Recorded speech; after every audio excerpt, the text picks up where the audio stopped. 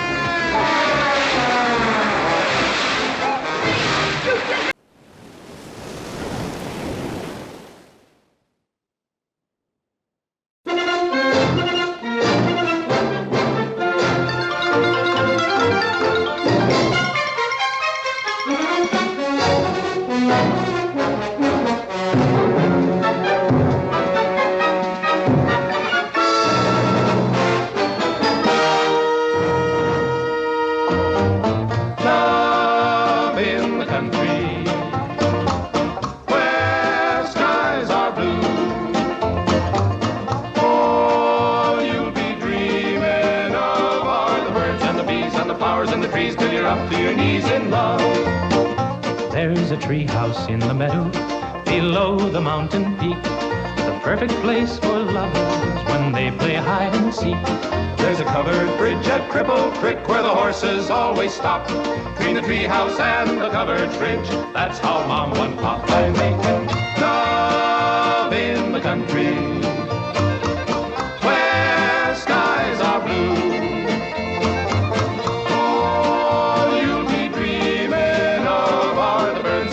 And the flowers and the trees till you're up to your knees in love. There are roses on the trellis and the scent of new mown hay. The clinging vine is jealous on the fence across the way. There's a great big yellow moon above and a breeze to sing a song. Between the roses and the yellow moon, a fella can't go wrong if he makes love in the country where skies are blue.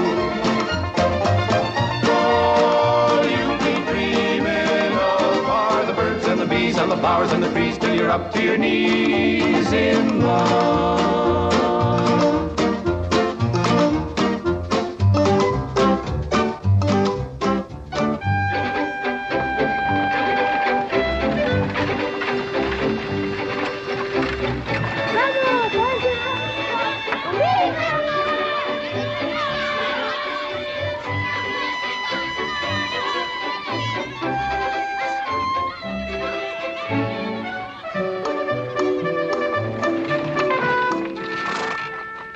Lord to goodness, not again.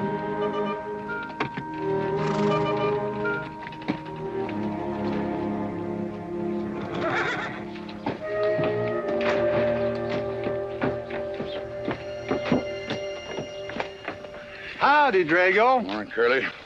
Makes 7 times this month he come home swoggles. 6. 7? 6. Once was his birthday. That don't count. Give me my buggy whip. Didn't have anything for breakfast but 2 raw eggs and a mug of honey. No. Curly, Yes, boss. don't say it's a fine morning or I'll shoot you. Get out of here, Bunyan. Good morning. Morning. Carlos, what are you doing up there? I hope I get it this time, Mr. McLintock. My brothers, they got the big hats already.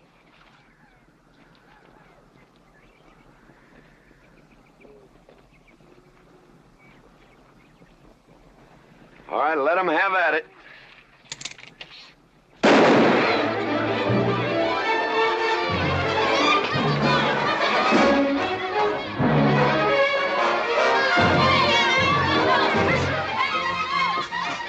Get over it. Did you let me drive? You promised me you would sometime. No, yeah. Boss, you better watch that turn onto the road. You're gonna kill both of us one of these days.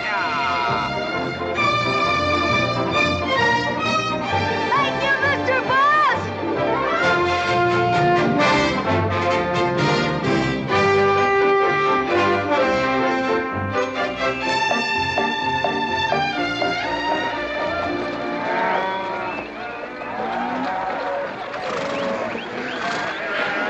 got cattle in the back, boss.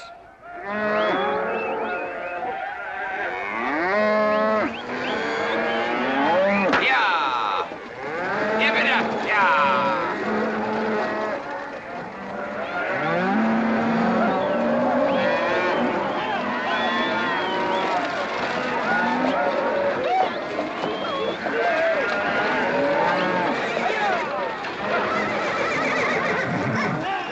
Keep 'em going. 15 cents a pound all the way to Kansas City. Yeah, yeah.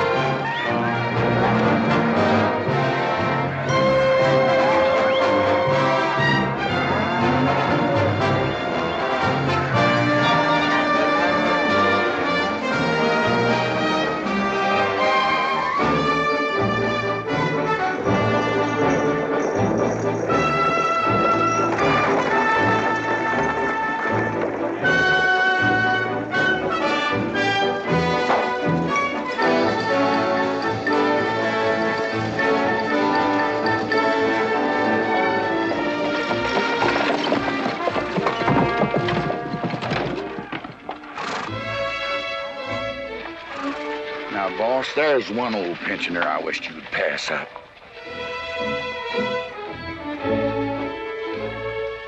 Bunny? Yeah. I knew where I'd seen his face before. He's an old timer. He's just been around town a couple of years. Oh, you have no milk of human kindness. Morning, Mr. McLintock. Morning, Bunny. Well, I can see you're in good health. Never felt better. Contrary to what you may hear. Me, my kidneys ain't what they used to be, and my liver's been leaving me billies. Drago?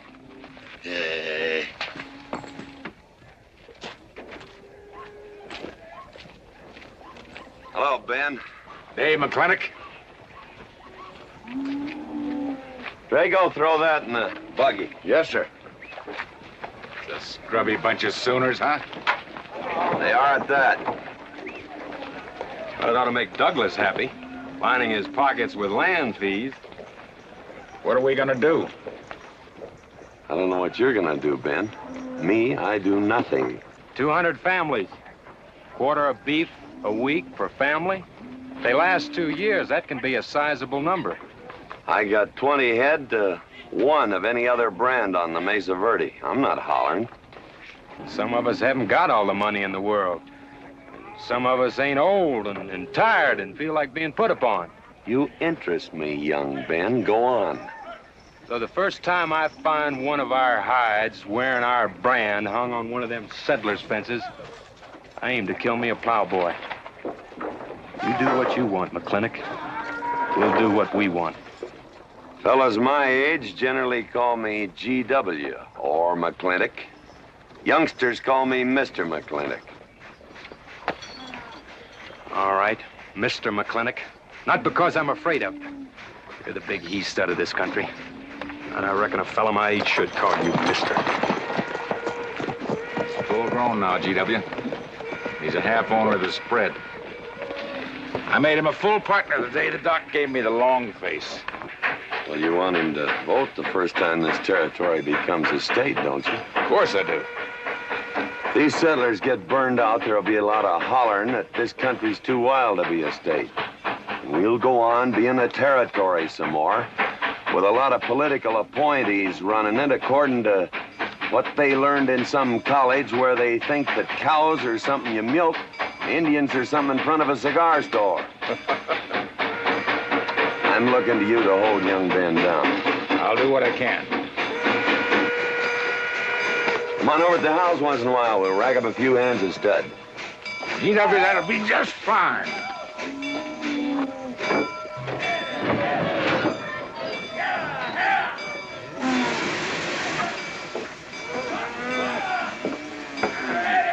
It's a nice morning, ain't it, boss? Everybody's entitled to their own opinion. Like that again, eh?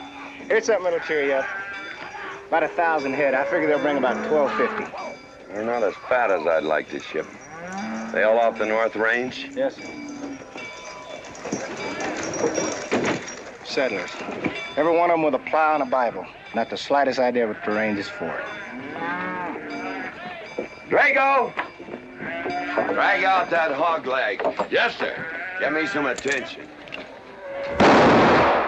Yeah!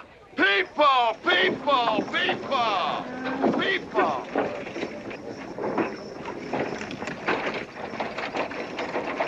Come on, all of you. Gather around. People, come on. Gather around. I'm McLintock. You people plan to homestead and farm the Mesa Verde. Yes, sir. The government give us each 160 acres.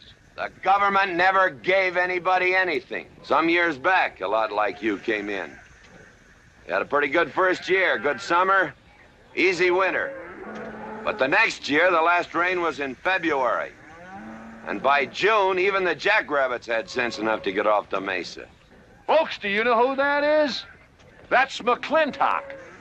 George Washington McLintock. I told him that, Douglas. He controls the water rights on 200 square miles of range. You know that lumber you got? It came from his land. Cut by his loggers and milled in his mills. Douglas, I come close to killing you a couple of times when we were younger. Saddens me I didn't. Can you imagine a man who owns all that? Oh, and mines too, I forgot to mention them. All that. And he's begrudging poor people a measly 160 acres. That right, Mr. McLintock? You begrudge us a little free land? There's no such thing as free land. If you make these homesteads go, you'll have earned every acre of it. But you just can't make them go on the Mesa Verde. God made that country for buffalo. Serves pretty well for cattle. But it hates the plow. And even the government should know that you can't farm 6,000 feet above sea level. Any trouble, Mr. McLintock? No trouble, Jeff.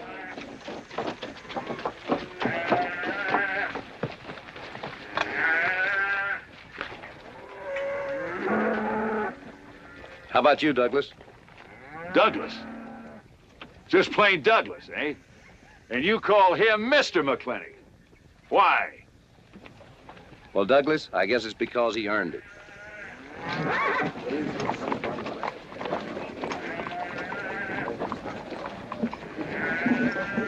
Mr. McLintock? Yeah? I'm a good hand with cattle, Mr. McLintock. I'd like a job. Well, you look strong enough. You come in with those Sooners? Well, yes, sir, but we don't have a homestead and... Can't use you.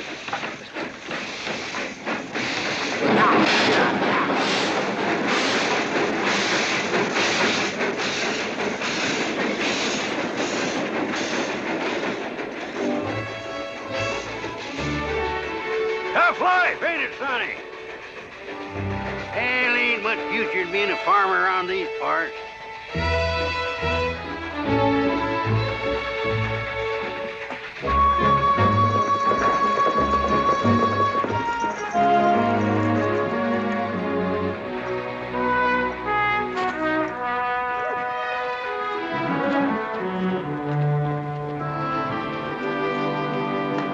Ladies, this is the finest Chantilly lace available anywhere. Chantilly, Mr. Birnbaum. Well, believe me, it's the best. Oh, excuse me, please. Look around. Take your time. Drago, I got 1,000 Havana cigars and 12 of those hats for you over there. Them fell big hats ain't gonna last long the way some folks have been dipping into that red eye these days. Uh-oh. Good morning, GW. Good morning. I stole some stick candy. Please, help yourself. Come on in. Davy, you can forget about saddling up the horse. Come in here. Problem? Yes. Well, if I were blacks, I'd move Queen's Bishop to King 4. Yeah, you might be right. You know, I was just starting to work this out when the letter came. Letter? It was... What happened? Don't you want me... Morning, Mr. McLintock. Morning, Davy. You being here saved me a trip. Oh, that hat and suit of clothes you picked out for my birthday? Well, instead of this cowboy hat, I'd like to have this one. If it's, all right with you, sir. Well, it's all right with me, Davy. Of course, that looks like the kind of a hat a fella'd wear down Main Street to start a fight. Oh, I don't need a city hat for that. All I have to do is walk down the street and some wiseacre will call me an Indian, and just like that, the fight's on. Davy, the letter, it's for you. And you are an Indian. Yes, I know I'm an Indian. But I'm also the fastest runner in town. I've got a college education, and I'm the railroad telegrapher. But does anybody say, hello, college man, or hello, runner, or hello, telegrapher? No, not even hello, knothead. Davy. It's always, let the Indian do it. Will you go out in the store and help the ladies? All right. I'm also bookkeeper, part-time clerk. Always let the Indian do it. The lady brought that out here this morning, asked for it to be taken out to the home ranch for you. Handsome lady, kind of tall with red hair. Called me Mr. Birnbaum, just as if she'd never seen me before, and as if that veil that covered her face would keep me from recognizing her. I thought she was in New York or Europe or someplace. So did I. Jake, you better throw on a couple extra cases of the boss's favorite bourbon. That stuff sure gets used up fast out at our place. Which reminds me, you better start tapering off. Catherine's in town. Katie?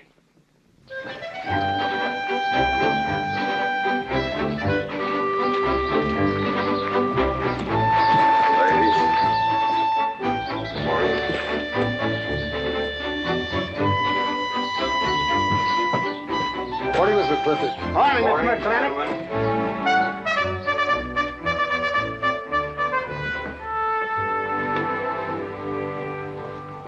Good morning. Hello, morning, Matt. Darling. Fauntleroy. Morning, GW. What are you doing in here? Why aren't you out at the desk? Helping out the bartender. Yeah, I see a busy day. Give me the key to room 17. What? 17, and don't advertise it. Here they come, Mr. McLintock.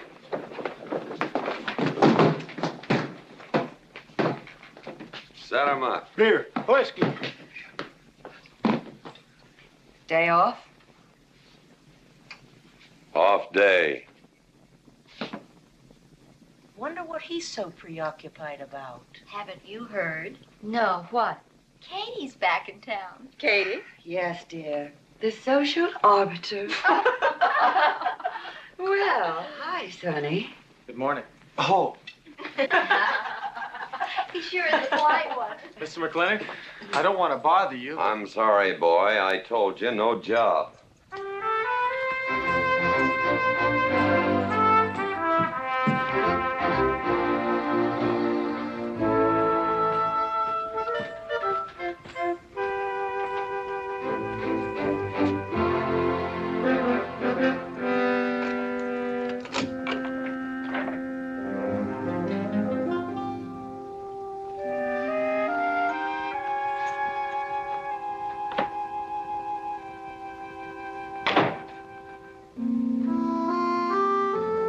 Catherine. George Washington McLintock.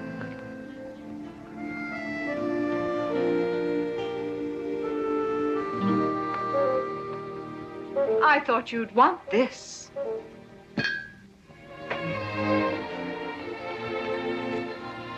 First dig of the spur. But who am I to upset your plans? But you feel kind of silly. I never feel silly. It's because you have no sense of humor. Why couldn't we sit down in the hotel dining room and talk about whatever it is you want to talk about? Or why couldn't you just come over to the house? And have everybody know that we're meeting. Everybody knows, and what's the difference? We're married. And that is something I should like to change.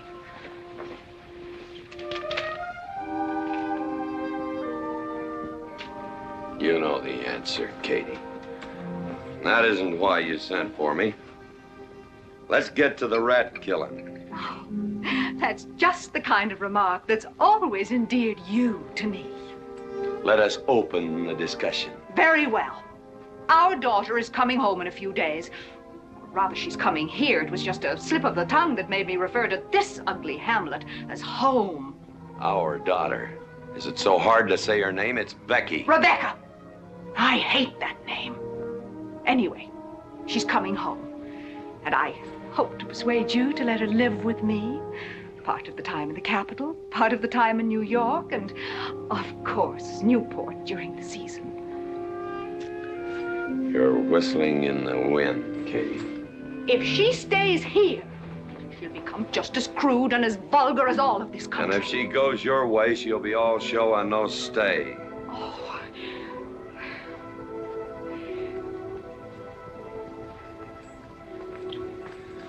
No go, Kate. I hate you. Oh, how I hate you. Half the people in the world are women. Why does it have to be you that stirs me? Animal. That's the story. I saw your picture in the paper at the governor's ball. You were dancing with the governor. At least he's a gentleman. I doubt that. You have to be a man first before you're a gentleman. He misses on both counts.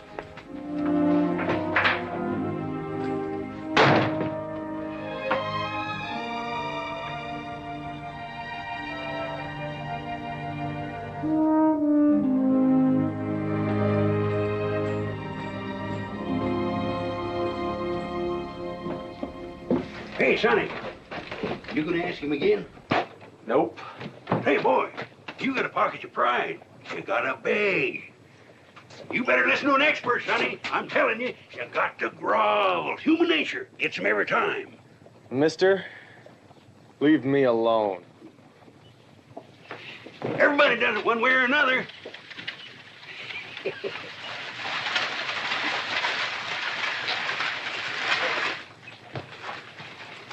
About that job, Mr. McLintock. I already told you, son, I've got no need for farmers or use for them. Just 1 minute, Mr. McLintock.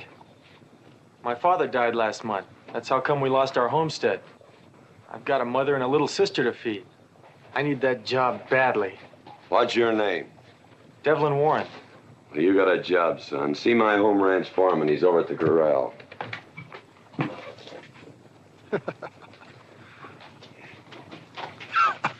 Step down off of that carriage, mister.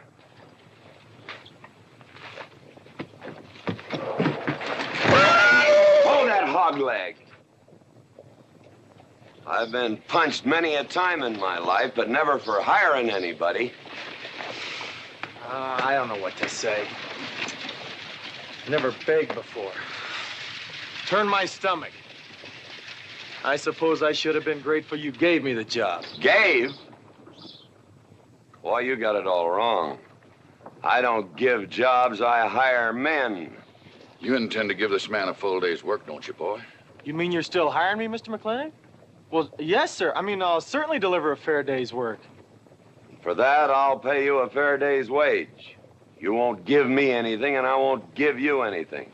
We both hold up our heads. Where do you live? The settlers' encampment, down by the mine. That's your plug? Yes, sir. Well, hop on him, and we'll go get your gear.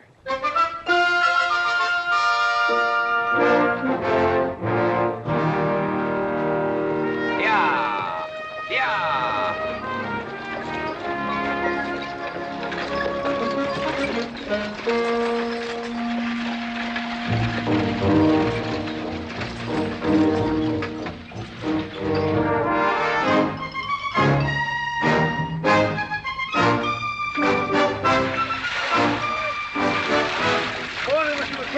Morning, Mr. Poor Boy.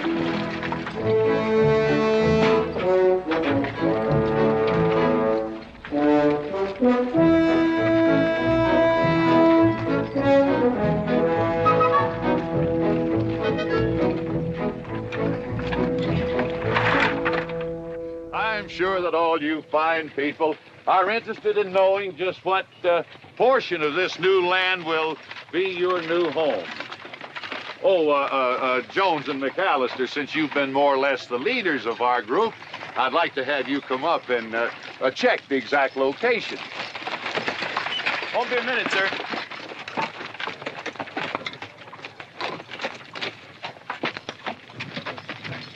Go after that boy and give him $30. Tell him McLintock pays these riders a month in advance. From the looks of things, they could sure use it, too. Oh, Mom? It's Mr. Drago. corn. Well, and what do we owe this visit from the cattle baron? I've got a touch of hangover, bureaucrat. Don't push me. Oh, Backlund!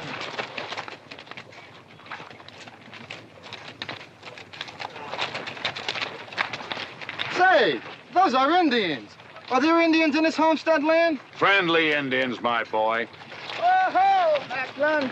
Oh, running buffalo! Oh, Backlund! Long time we don't get drunk together. And it's gonna be a lot longer time, because it's against the law and you're with the sheriff. And if I got my hands full, they came into town to meet the train. The old Indian chiefs are coming home. I heard they'd been pardoned. They don't know when it's arriving, this week, next week, or next month. So in the meantime, I've got to do something with them. Could I cut out a couple of head of your steers to feed them? Otherwise, some of these settlers' milk cows are going to disappear. That's right, Macklin. Cut out whatever you need. Sheriff, are you going to camp these savages with all these settlers? You're asking for trouble. Mr. Douglas, I already have plenty of trouble. Please stay off my back. Running buffalo, bring your people over to the clay slide. Go. Hello, Mr. Macklin. Tiny Mouse, it's nice to see you. You wouldn't believe it now, but 20 years ago, she was a mighty handsome maid. 20 years ago, you thought so too, Mr. Douglas.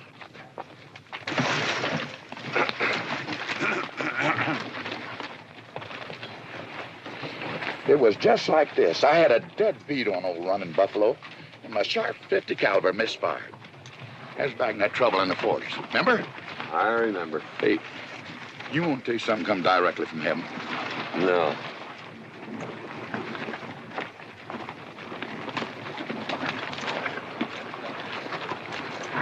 Where'd you get this? That boy's mama baked them. You thinking the same thing I am? She's a widow woman, boss, and she's got a long, hard road home. Hire her.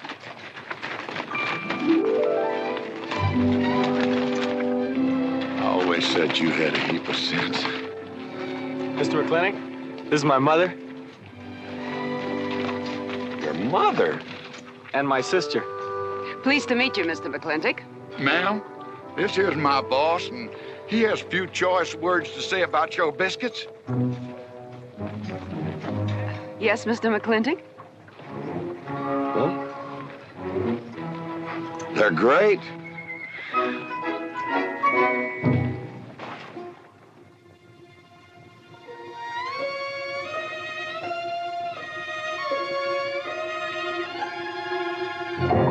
Well, you old can-knees reprobate, how about it? Fire me? I'd kill myself. I'm not talking about firing you, I'm retiring you. You've been rustling food for us for 30 years. We're gonna put you out to pasture. All you'll have to do is give advice. Be one of the family. I'd kill myself. I may save you the trouble. Look, Ching, you kill yourself, I'll cut off your pigtail, and you ain't never gonna get to heaven. I'll be one of our family. I give you my solemn word. Pretty clumsy family. Drink too much, get in fights, yell all the time. Cut off his pigtail. All right, I'll be one of our family. Giúp lấy đó. Phải là giúp lấy đó. Giúp lấy đó, hai. Cảm ơn.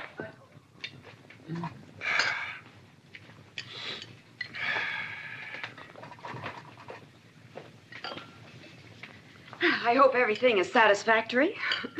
This is such a big house, it'll take me a while to get used to things. Now, please don't hesitate to tell me if anything is wrong. No bird's nest soup. Otherwise, just fine. Everything went nicely, finally. Fine. Ma'am? Best apple pie I ever had. Curly's right, ma'am. Hated to leave that last bite. Shall we celebrate with a drink? Carlos, come in and help me with the dishes. Alice, you want to help too? Yes, Jacob. All right, pitch in. Now, I'll wash and you get some dry. Is that good here?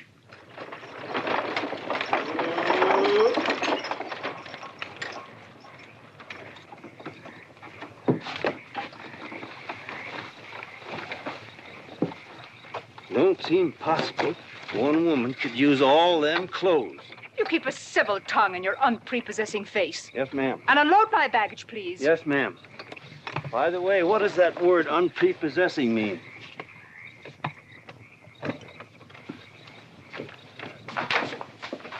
Miss McLintock. Oh, hello, Carlos. Run and help the driver with my luggage. I couldn't trust anyone else in this house to do anything correctly. Luggage? Give him a hand, Curly. Yes, boss. Mr. McLintock? Are you moving back in? Yes, but nothing has changed except my place of residence. And I'd be willing to put up with savages rather than be denied the company of my daughter. And I'm proving that by moving in here. Mr. McLintock, since it's my first day, would you excuse me if I, Go ahead. Oh, Catherine, this is Dev Warren. He joined the outfit today. Please, ma'am. Thank you. Well, how refreshing. A polite young man here. Where did he come from? He's a farmer. A farmer? Well, I'll be doggone. Kate, welcome home. What on earth are you doing in that idiotic-looking outfit? And don't you dare call me Kate. That's my butling suit. I'm butling for the boss. And I'm sorry, Catherine. That Kate kind of slipped out from the times I remembered you as being nice people.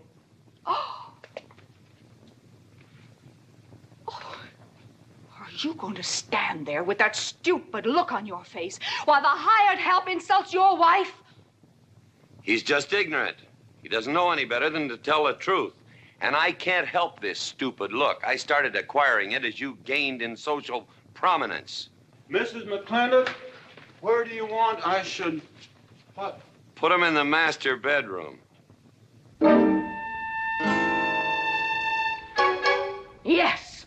But move Mr. McLintock's things into another room. Oh, the one back of the stairs would be best so that he can't wake up the entire household when he comes home every night. Just before daybreak. Yes, ma'am. Oh, excuse me. Here's your cigars, Mr. McLintock. I am Mrs. McLintock. Kate, Catherine, this is the cook. This is the lady who does the cooking for us. Mrs. Warren, Mrs. McLintock. How do you do?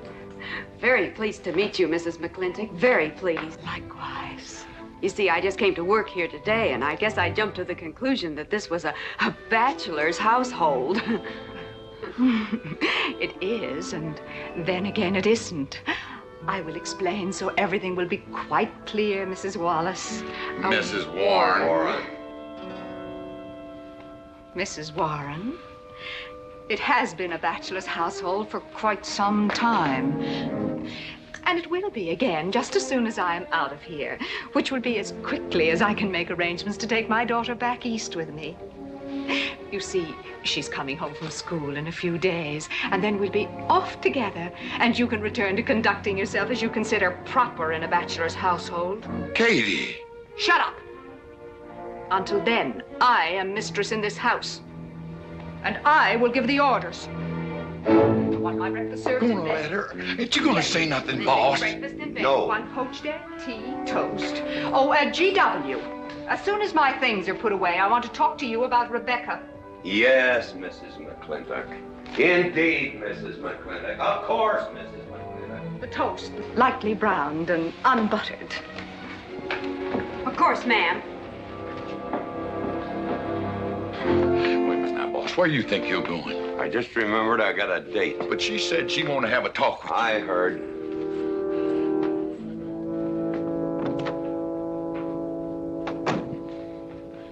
Good evening, Lem. Evening, Mr. Mack. Yep. Say, Mr. Mack, what does unprepossessing mean? I was called that once, Lem. Looked it up in the dictionary. It's best you don't know what it means. Uh-huh. Thank you. You're up.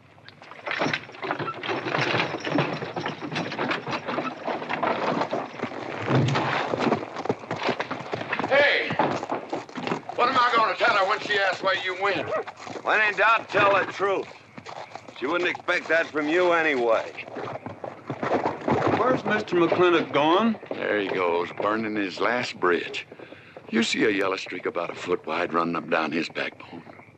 Well, Mr. McLintock? He ain't afraid of nothing. I once thought that.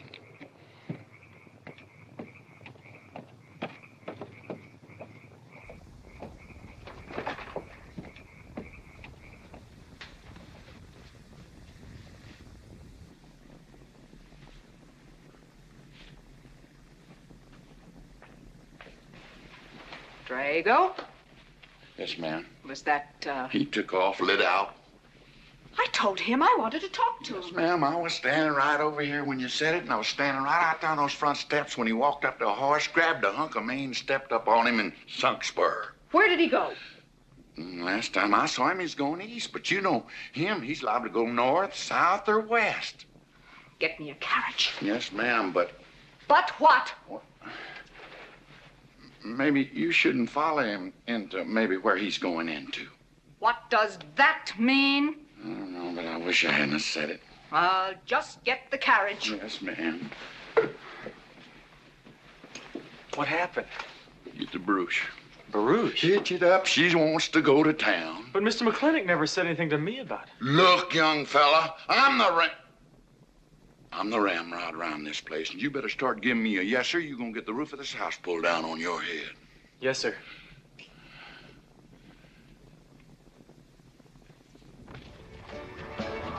Hello, Davy. Hi, Mr. McLintock. No room, eh? Drink, please. Hello, Bunny. How is everything? Oh, fine, fine, Mr. McLintock. I'll get you next time.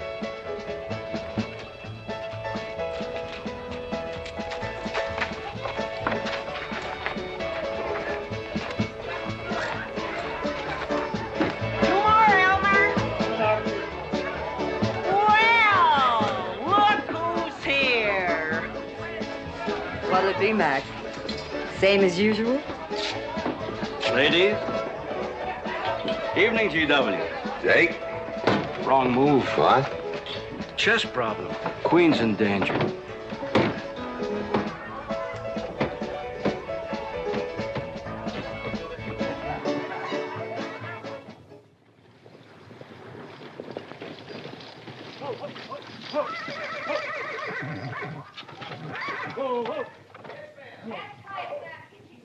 I suppose you can do that. Camille, you're on your own. Mr. McLintock?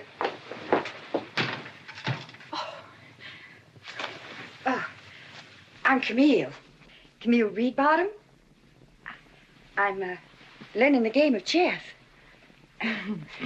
Thought it would give me something to pass the time. See, I have nothing to do all day long, and I just remembered something.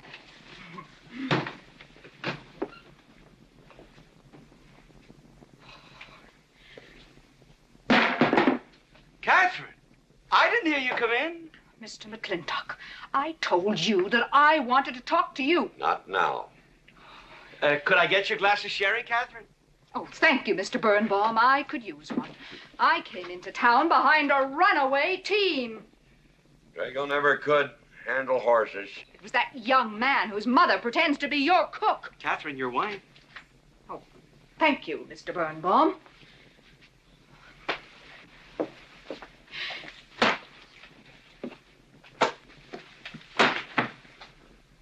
Now, Mr. McLintock, we have an awful lot to talk over. First thing I learned about Indian fighting was to wait for daylight. What has our conversation got to do with Indian fighting? Indian fighting is good experience for our kind of conversations. Oh. It'll wait, Catherine. Evening, Sheriff. Mr. McLintock, we had quite a ride out here. Oh, I finally got that team settled down. It's your move. No, it's your move. I just castled. Oh. Now, look here. You're not going to sit here all night long and play chess when the matter of our daughter remains unsettled. I am going to remain here and play chess, and the matter of our daughter is settled. She stays. Oh, such stubbornness. Catherine, your hair. Oh, it is a mess after that awful ride. No. It's just that I haven't seen you for a long time. And it seems to me the last time I saw you, your hair was a little darker, no?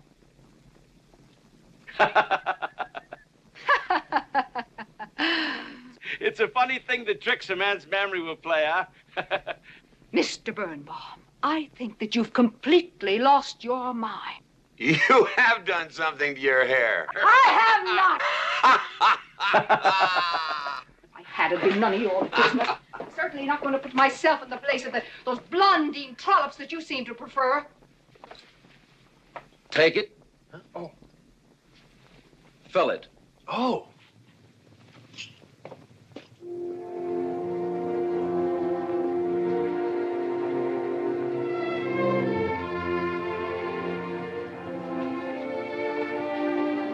Good morning. You fellas still at it all night? McLintock never quits. But a Birnbaum has to.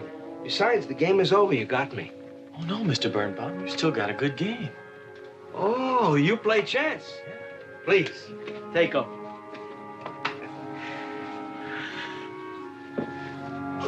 Pretty good. Fair? Well, looks like I won't have to come into town always to get a game. Remember, I'm a bad loser. It's your move. Yes, sir.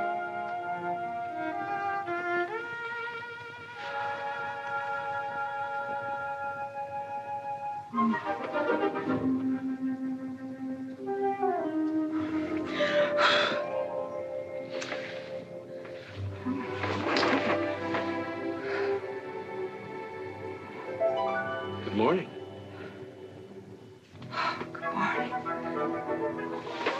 Oh, it's not morning already. Mm-hmm. Cup of coffee?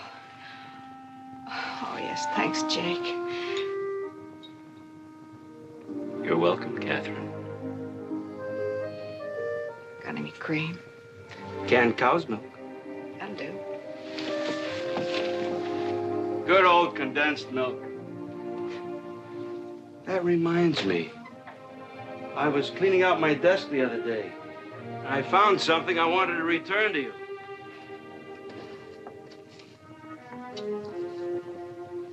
Here it is.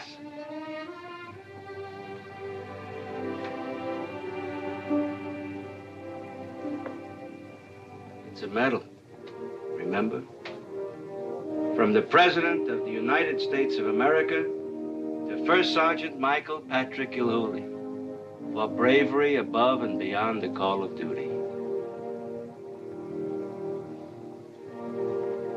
It's your papa. Reminds me of the first time I ever saw you. It was over 17 years ago. You walked into my store, not much bigger than the bundle you were carrying. And in the bundle was the most beautiful baby I ever saw. And was she hungry? You walked all the way from Superstition Creek just to trade me that medal for a case of canned milk. GW was off somewhere as usual, fighting Indians. Sheriff! Sheriff Lord! Well, have you seen the sheriff? Kind of early for him. To try his house? Why didn't I think of that? Looks like Birnbaum's is open. Maybe somebody in here knows. So there you are, Sheriff. I told you you were headed for trouble.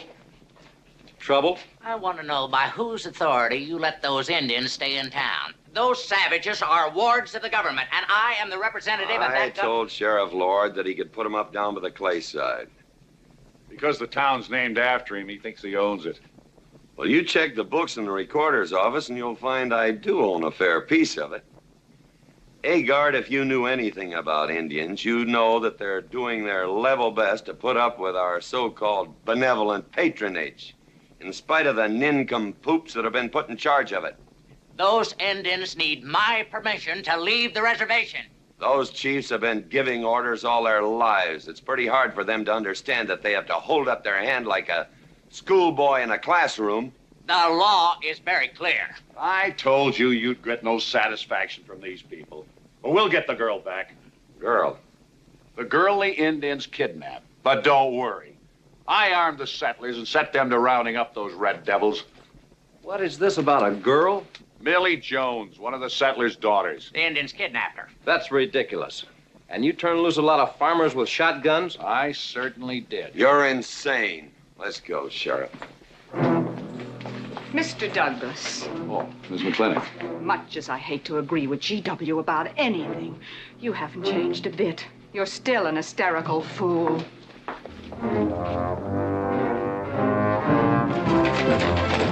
Come into town. I got worried. What about? Thought maybe Katie shot you. Not yet, Drago, but it took restraint. Wait a minute. We better take Agar along. Not that he'll be much help. Drago, put him on the horse.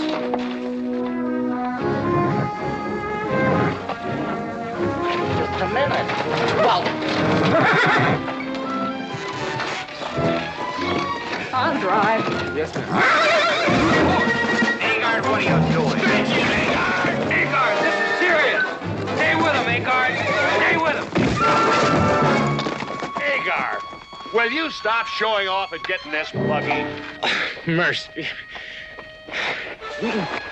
Mercy. That horse is a little green.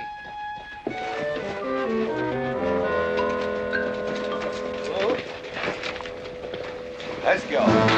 Yeah.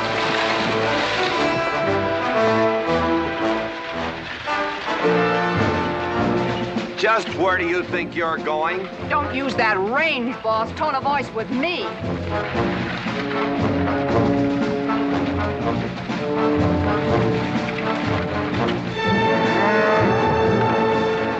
Carter! Headed for Mr. Poor Boy's mine. Mount up some riders. Right, boss. You heard the man.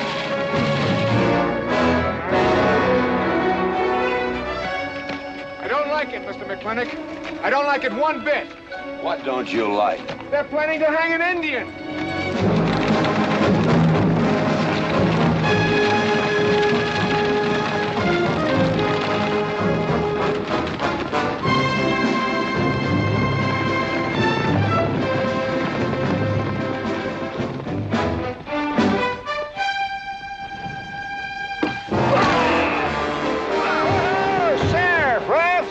Where's the whiskey?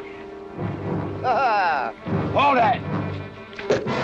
Not so fast, Mr. Boss of the whole country.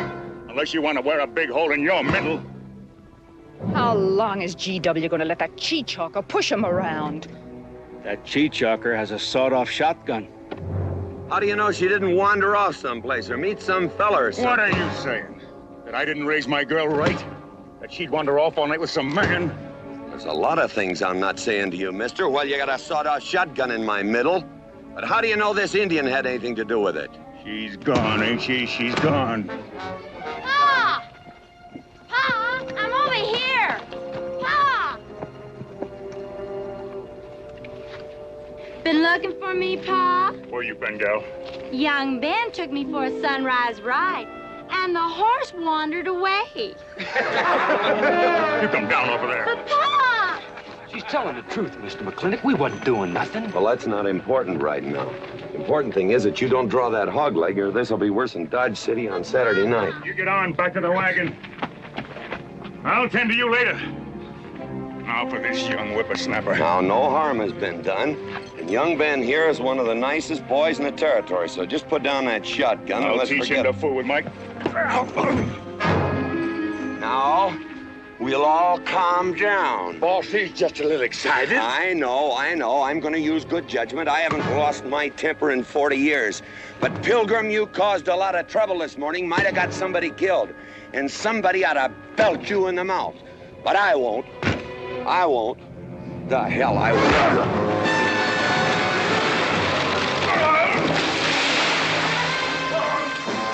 McLintock Rider!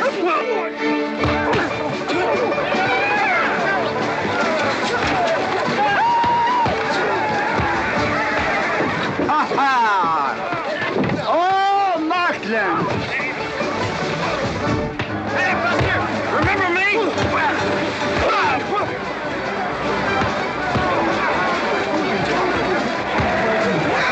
Hello, sir. Nice party.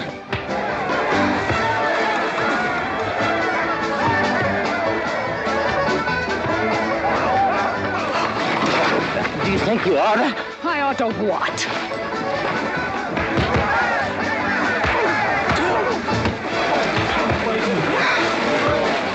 Why, you...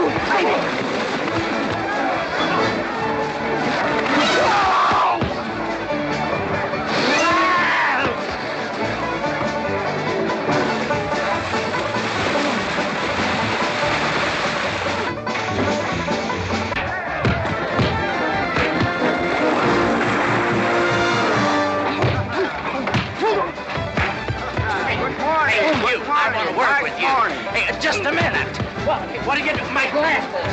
Hey, now stop this or you'll be sorry.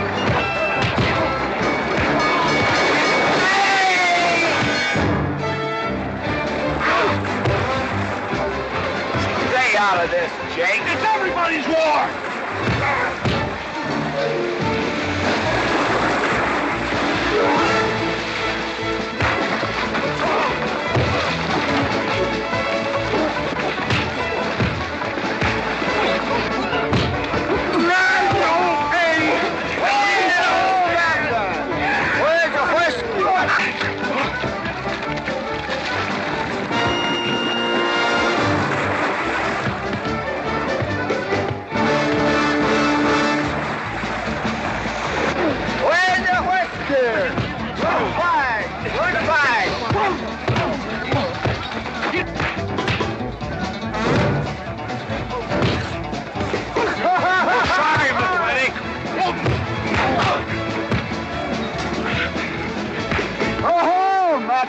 Thanks.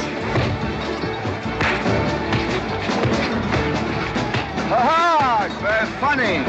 Yeah, very funny.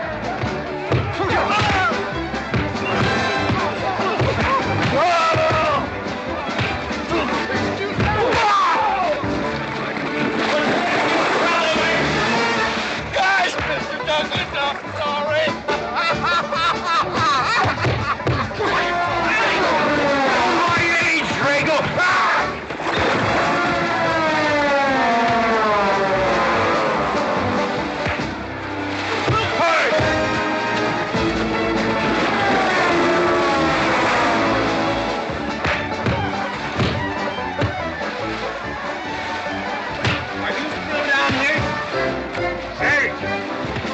Horse wandered away, huh? Honest, Mr. Jones, honest.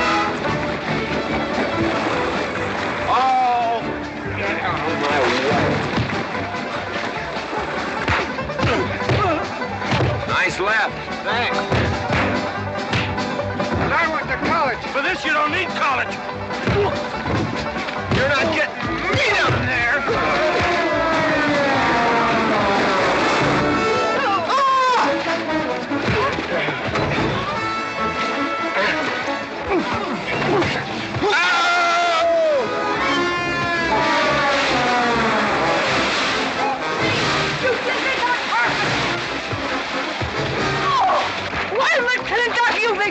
Good morning to you, Mrs. McLintock. Buddy, you big... Yowie!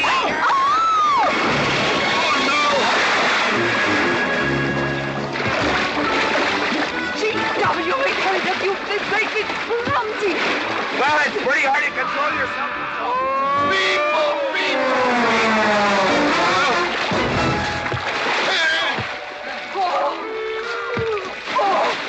Oh, Macklin!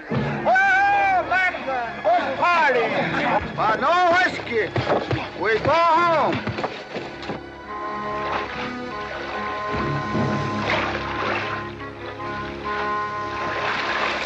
You and your friends.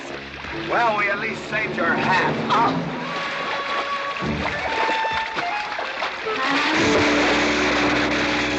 Where is everybody?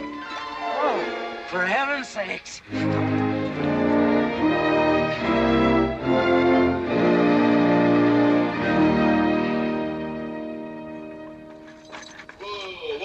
Drago, will you never learn how to handle a team? Yes, ma'am, I'll sure try. I'll tell you that now. Try me, family. You want to lose your pigtail? I lose face.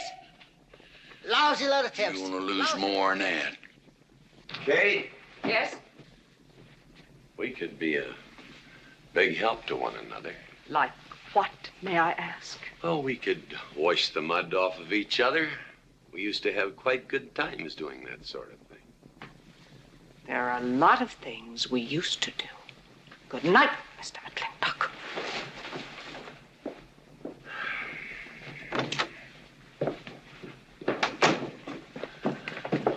Any luck?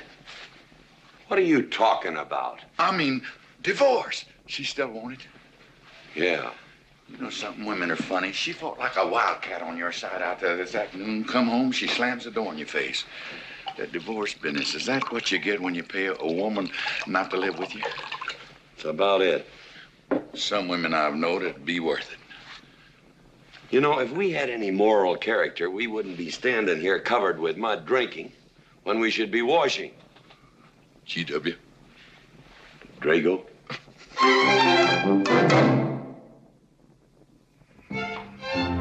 Miss Warren, these biscuits. Mmm. Oh, thank you, Drago.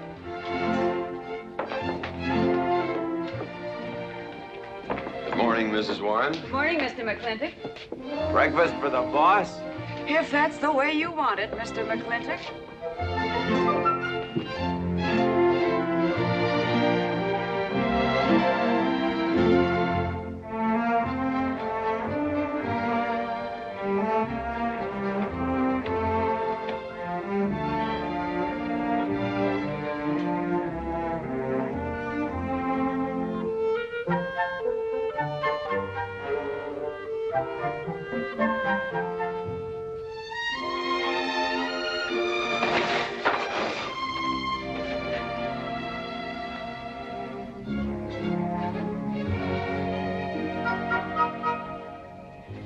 One poached egg, tea, toast, lightly browned, and Why, Mrs. McLintock, you have a black eye. I do. Ooh.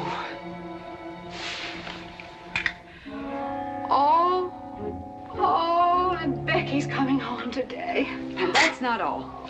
There's a little something we'd better get settled. There are no men listening now, so we can be ourselves. Oh, sure, I let you get away with all that guff the other night. But now that we're alone... When I want the opinion of the hired help, I'll ask for it.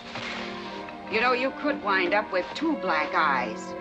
What? Oh, I realize you had to put on that big act. We always have to just before we get ready to forgive them. Generally for something they haven't done. But you and I both know that's just to keep them from getting the idea they run things. McLintock give you that black eye? No.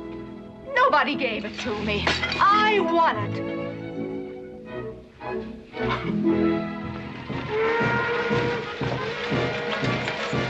Morning, Davy.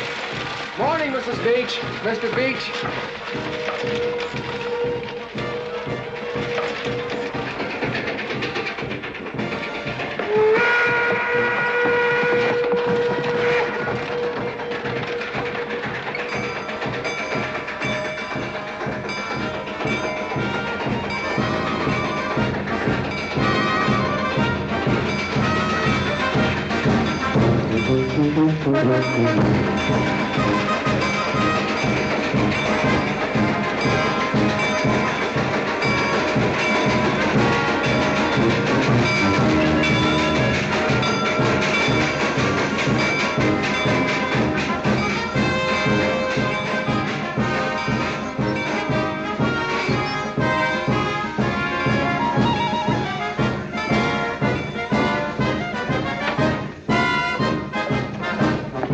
Why, Miss Becky, welcome home.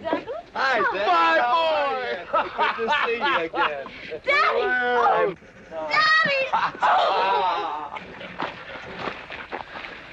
It's been 2 long years. I guess I'm gonna have to stop calling you Tomboy. Oh, Becky.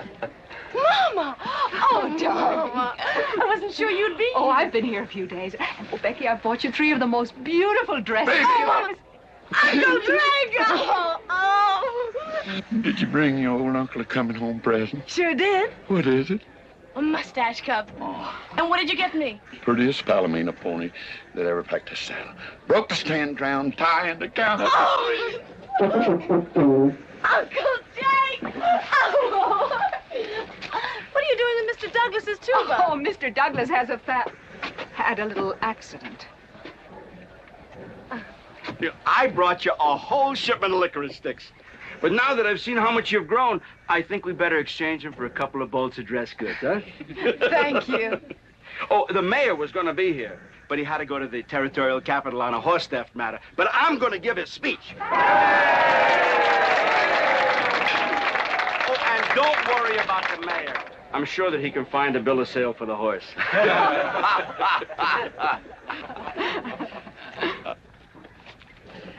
Ladies and gentlemen, we are here to welcome the fairest... What am I doing? We are here to welcome back the prettiest girl that was ever born in McLintock, or in any part of the territory.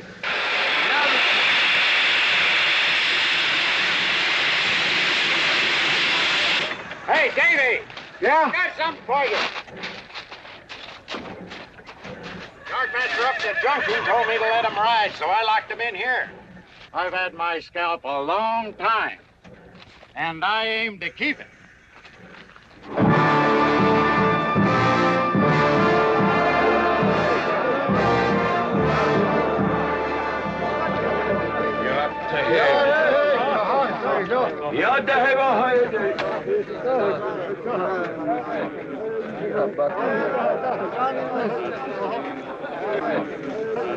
And now she's come back to us.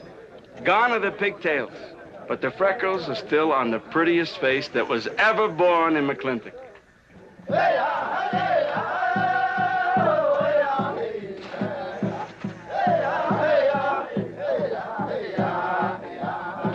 Hey, that's Puma. And it's true. The government did turn them loose. Good old Puma. I'll never forget when he brought GW home. Your father had a hole in his chest and 104 fever. Of course, they weren't very mannerly about it. He came past the house at a high lope and threw him on the doorstep. And you do remember them good old days, don't you, Katie? Catherine.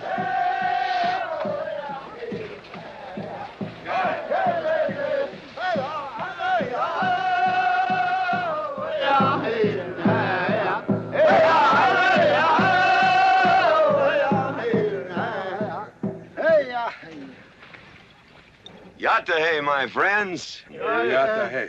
Puma, honored enemy. Does big McLintock forget? Also blood brother. No, I'll never forget that. All wound. Does it hurt still? I feel it when it comes on to rain.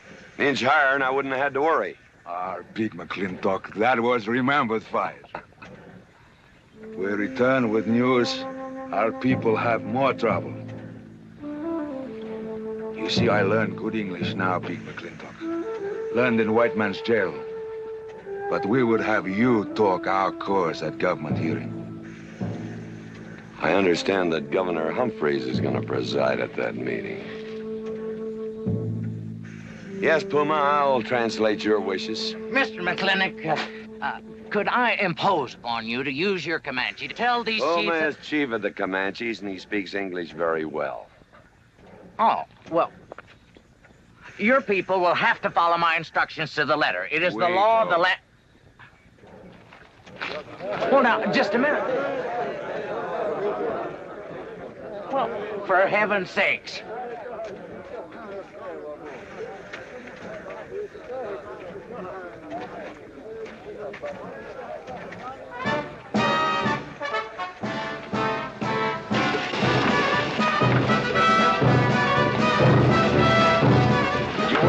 I'll get the buggy. Go to the McLintock party? Surely. Will I see you there, Beth? Of course, Davy, and you can have the first day. Sis? Don't want any sister of mine talking to strangers. Davy's not a stranger. He clerks in burn barns. He's an Indian.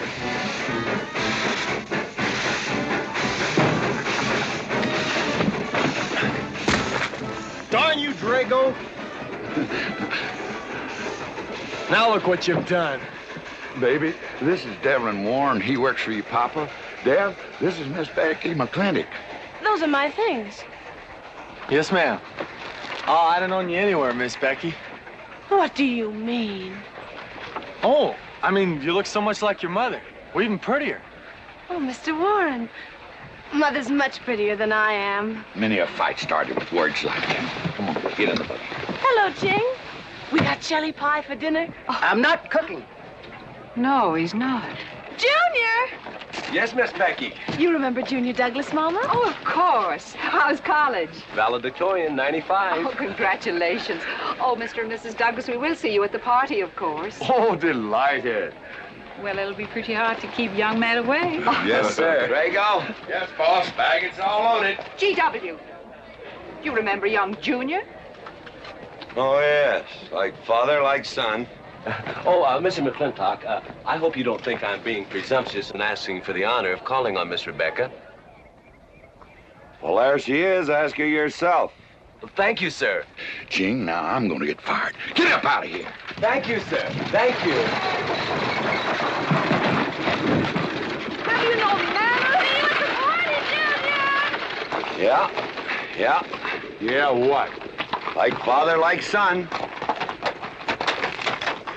What did he mean, Matthew? Come on, Jing. Grab a root and growl. Well,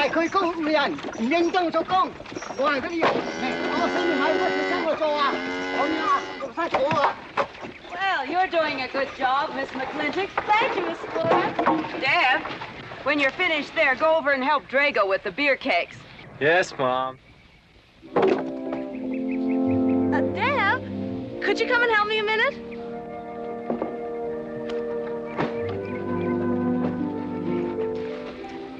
I certainly was surprised to hear you went to college. Why? I don't know. Junior says Purdue's a good college for a backwater place like Indiana. Well, he did indeed. Oh, could you do this? I can't reach it. Why didn't you finish college? Lack of funds. My father got sick and he had to come out west. So we took out a homestead. You know, your mom's sure cute. It's too bad you didn't inherit her eyes.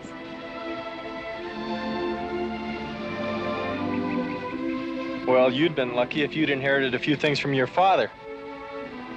Oh, really? For instance? There's common sense, for instance. Common sense? Yeah. You don't see him being fooled by some dude like Junior Douglas. Junior's not a dude. He's nifty. This needs a woman's touch. And besides, he got a letter at college. What sport? Glee club. Very strenuous. Don't you dare hug me! Oh! I have no intention of hugging you.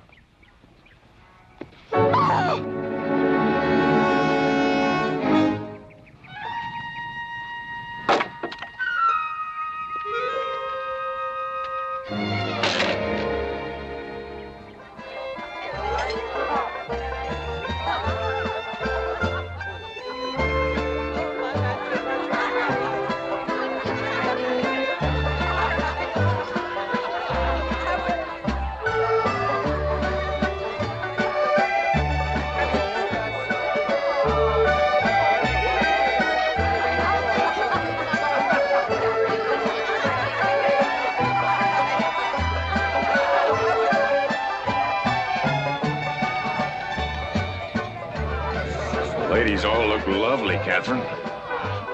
You know, this is a real fine party. Oh, thank you, Ben. Of course, we had to invite everybody. Just everybody. Sorry, G.W., but this one's mine. Well, thank you, Mrs. Warren. I guess I'll have to be a good host in my own home. Well, the next one's yours, Mr. McLintock. Thank you.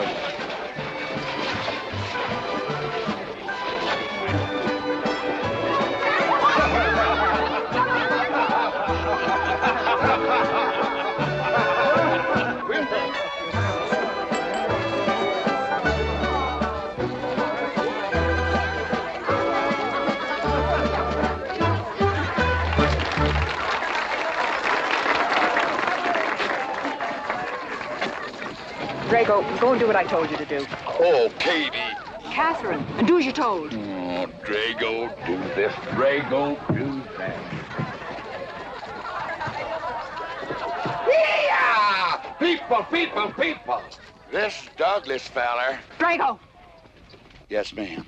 Matt Douglas, Jr.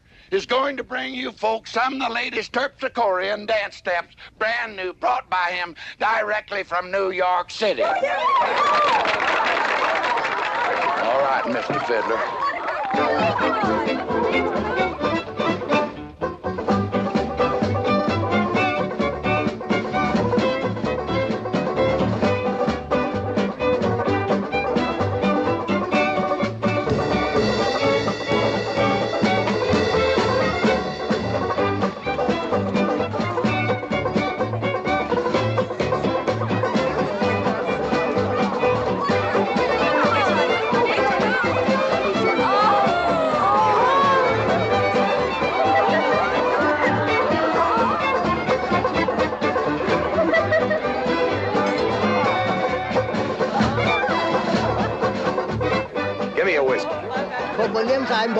What? Just turned a 10-gallon party, boss. We're running out of whiskey. Well, I can take care of that, Jake.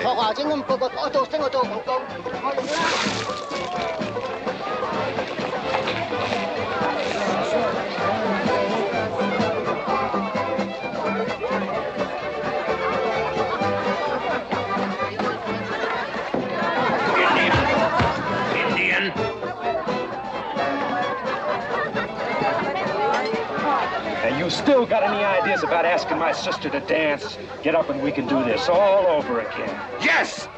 That's enough. You fought it. It's all over. Quit butting in, Birnbaum. He's a hired man, not your son. Look, you fought him fair and square. I don't think it was so fair and square. Well, you want to take up where he left off?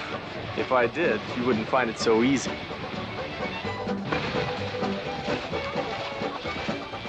Now we've had enough of this. Well, when are you gonna quit walking away? Just as soon as we're out of sight of the party. A little lesson I learned back home, don't fight in front of women. Well, we're out of sight now. So we are.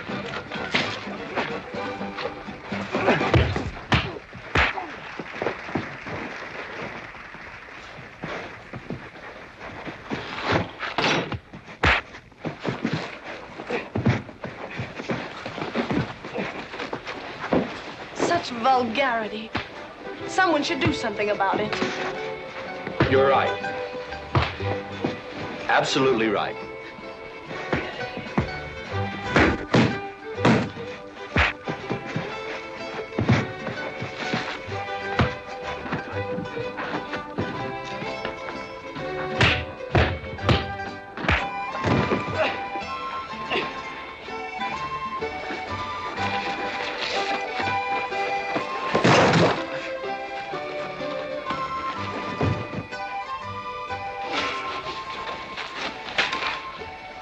Young man?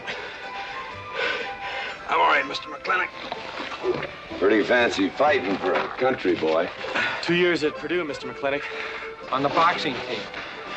I never thought any farmer could whip me. But you sure did. Better get him cleaned up. Get him some water, Jake. Yep.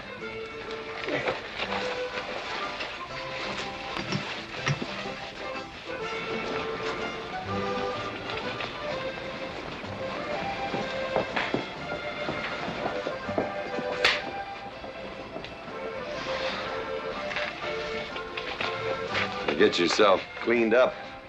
Go ask that girl for a dance. Who? Oh! Did I miss one? Oh. Where is he? I'll find him, that young whippersnapper. Trouble. Where is that farmer boy? Where is he? Where is he, G.W.? Oh, so you're the young farmer boy that whipped my nephew. Well, I'm Fauntleroy Sage, young Ben's uncle. Well, I'm no farmer, but if you're young Ben's uncle, yes, I whipped him. And you're intruding. What's intruding mean? Butting in. Oh, so he's insulting me.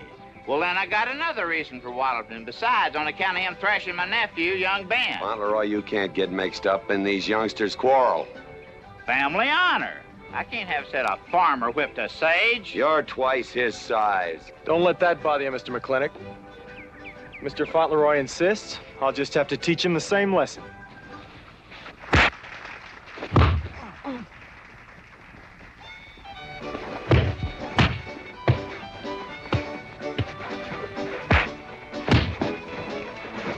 Say!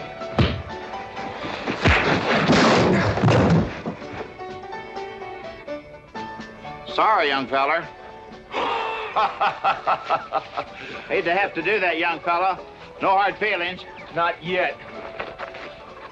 Not yet what? I mean, that isn't all. Now, wait a minute.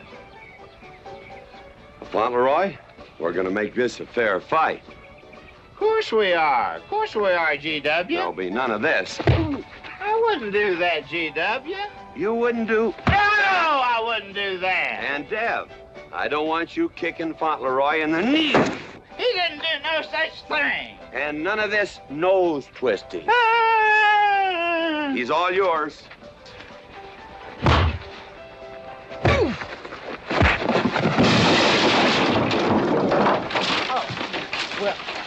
Well, where are my glasses? You all right, young feller?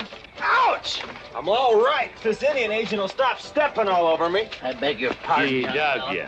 You're just funning me. But I want you to know that boy fought me a fair fight. Well, I'm glad to hear that, Fauntleroy. Here's my uncle. Fauntleroy, what have you been doing? I hope my uncle didn't bother anybody. No bother. I think we'd better join the ladies before they get curious. Drago. Fauntleroy, let's line them all up for a do-si-do. Jake, you think tincture of arnica would help? Could be. Used to help you. Gentlemen, to the medicine cabinet.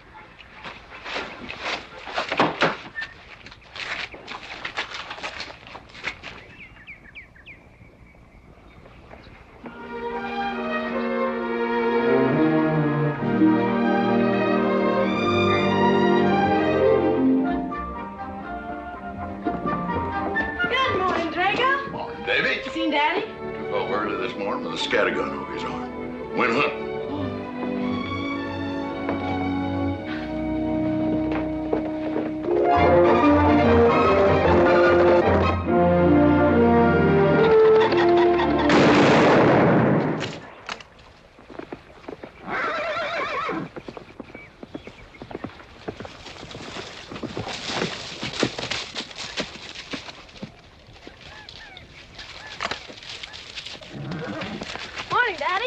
Good afternoon.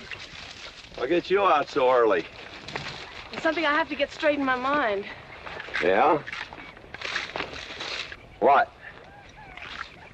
Mama.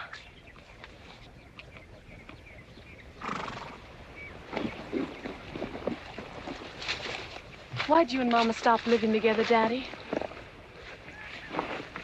Why'd you separate? Aren't you going to answer me? No. It's sort of my business, I think. I don't. Is it another woman? Usually is. At your age, you always know what's usual. Is it Mrs. Warren? Becky, I don't want to start laying the law down your first day back home. But I'll have no more such talk. First time I ever saw Mrs. Warren was last week.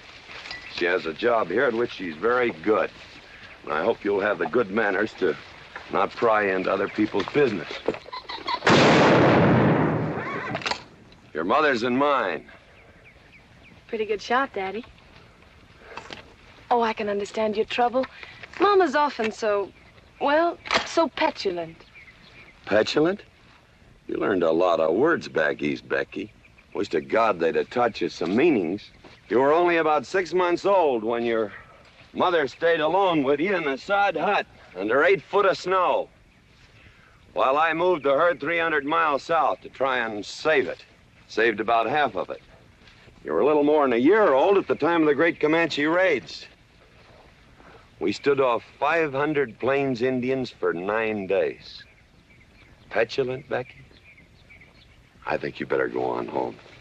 See that Ching gets those birds.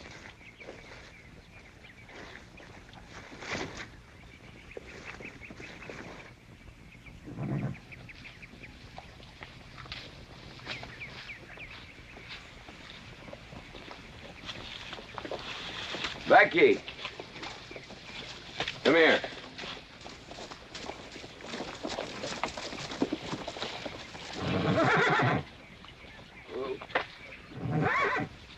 There's something I ought to tell you.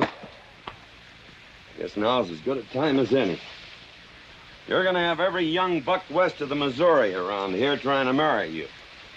Mostly because you're a handsome filly. But partly because I own everything in this country from here to there. They'll think you're gonna inherit it. Well, you're not. You're gonna leave most of it to, well, to the nation, really.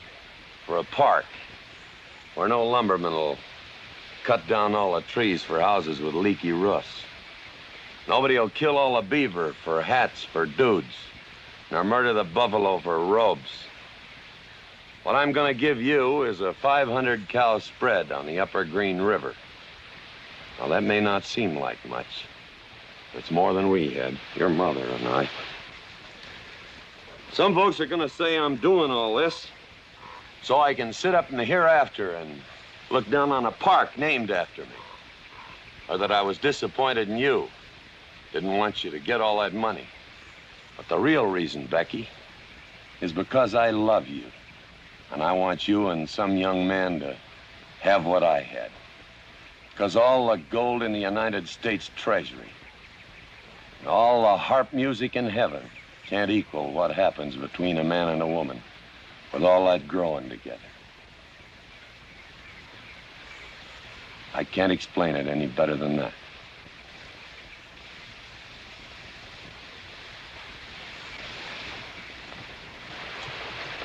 All right, Daddy.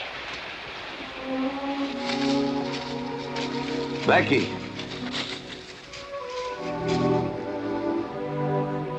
When you're as old as I am, you'll thank me for this. Daddy, I'm full grown. I wasn't worrying about me. I was thinking about you and Mama.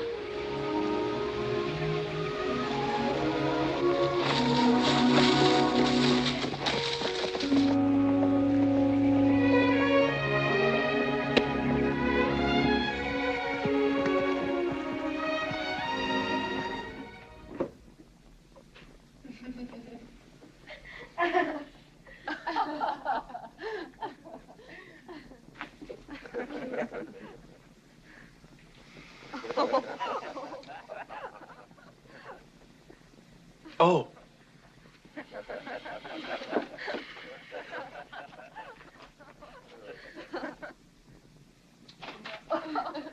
Well, sir, all three of them fell right out of the carriage.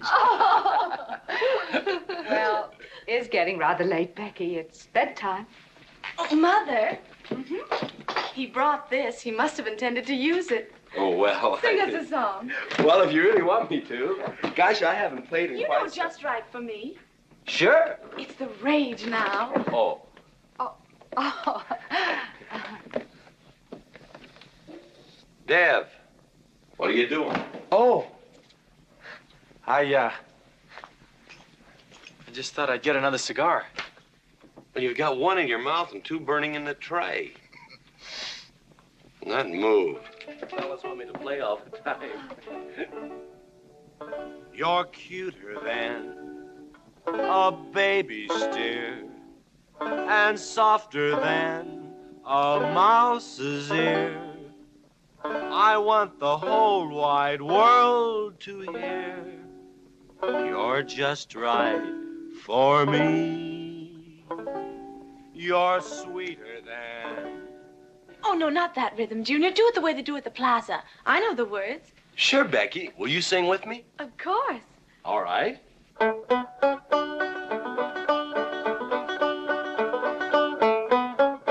love a man who's witty and smart and clever. It's your move. Oh. Oh, Dev, you're playing like an amateur. Let's call it an evening. I'd like to know where your mind is tonight. You're sweeter than the early spring or bluebells when they start to Pretty good. ring. You Voice like her make father. me feel like a king. You're just right for me. Sweeter than honey, finer than wine. I'm sure they found you on that honeysuckle vine. I would melt in your embrace. You disappear trace. To die like this is no disgrace. This is the time. This is the place for your Just right for me.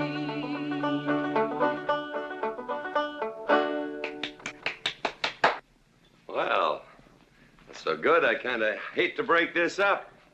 But we're going to have that Indian hearing tomorrow morning.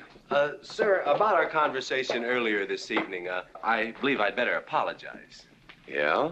Yes, sir, I've been thinking it over, and when I called you reactionary, well, that's merely my generation's term for your generation. Nothing personal, sir. Oh, really?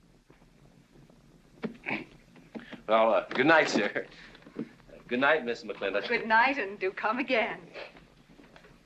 Good night, Drago. Night. Boss, what does reactionary mean? Me, I guess. He says that anyone that wanted to sell at a profit was a reactionary. Was we reactionaries back in them days when you was selling beef cattle for 6 cents a pound on the hoof? Well, no use arguing with him. College boy.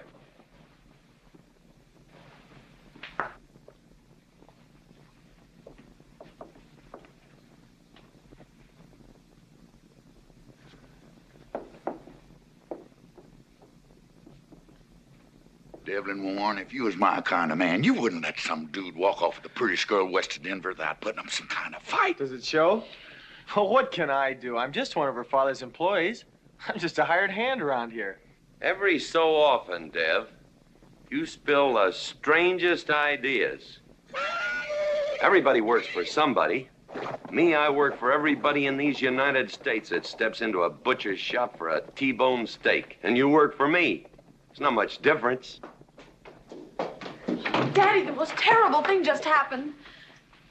Junior's horse ran away. The one he rented at the livery stable. Tied up a rented horse by the reins. He's probably back in the stall by now. I think we can get Junior something that he can ride. What I'd rather do, Daddy, is drive Junior home in our barouche. It's a lovely evening, and I'm sure Uncle Drago wouldn't mind driving. I would, and I got the kind of manners don't keep me from saying so, just to be polite. I'll drive him home, Mr. McLintock. And you don't have to come, Miss Becky. I'll see that he gets home safely. I can take care of myself. You got yourself a foot, didn't you? Dev, get the carriage. Drago? I'm going with them. Now you got me wrangling dudes.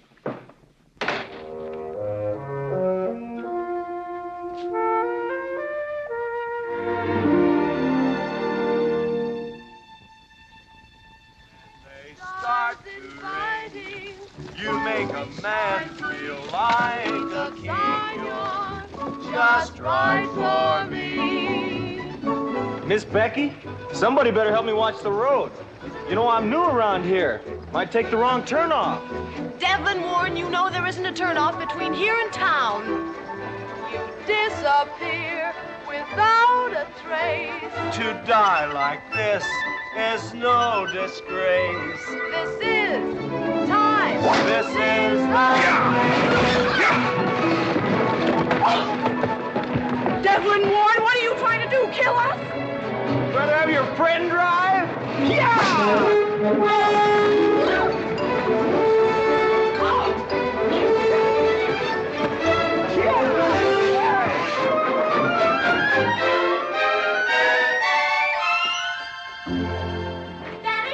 Daddy, I have never been so humiliated in my entire life.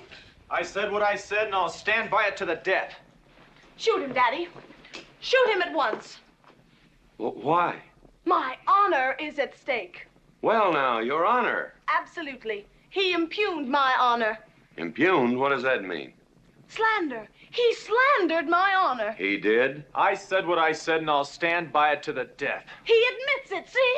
Shoot him. Well, what is he admitting to? Why, he called me a...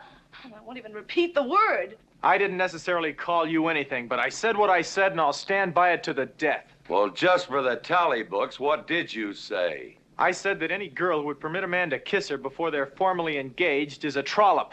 He said it again. Shoot him. Now, hold on. No, don't hold on. If you're my father, if you love me, you'll shoot him. Well, I'm your father, and I sure love you. So? Oh, you shot him. You really Hey! He dies. If he dies, he'll be the first man ever killed with a blank cartridge. We use this to start the races on the 4th. Hey! I'm on fire! Oh, you poor dear. Poor dear? You'd have had me shot in cold blood. But it didn't happen. Yelling I insulted you and all. What you need is a good spanking. Dev! Daddy! Leave me out of this. Oh, I think I'll give you what you deserve. You wouldn't dare! Oh, wouldn't I? You'll think next time before you have someone shot. And this kicking and yelling isn't gonna help you. Don't! Oh, Daddy! Wait a minute! Daddy! Oh, Daddy, help me! Don't! Daddy, Lord, I hate you! Maureen! Oh, GW, was that a shot?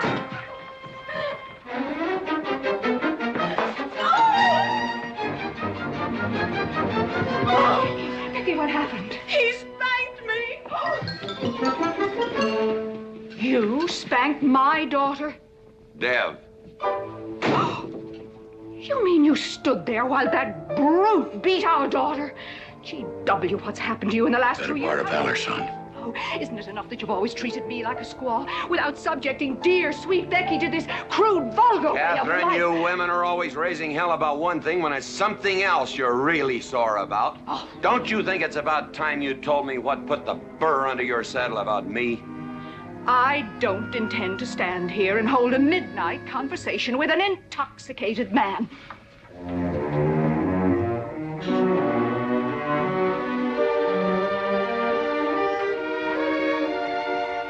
And I am not intoxicated.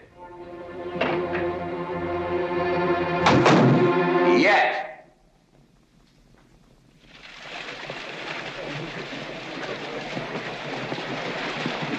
Hello, Governor! Hello, Governor!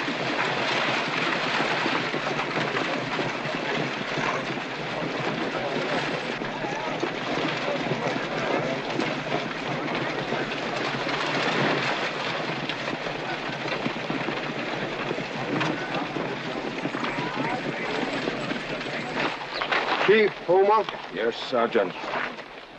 Big McLintock, we know you get us fair judgment. You gentlemen, follow me.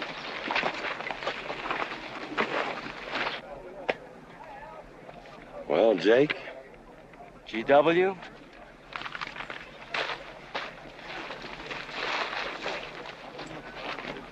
Well, GW, it's been a long time. Not long enough. Cuthbert. Your husband is a rude man. Yes, Cuthbert, I know.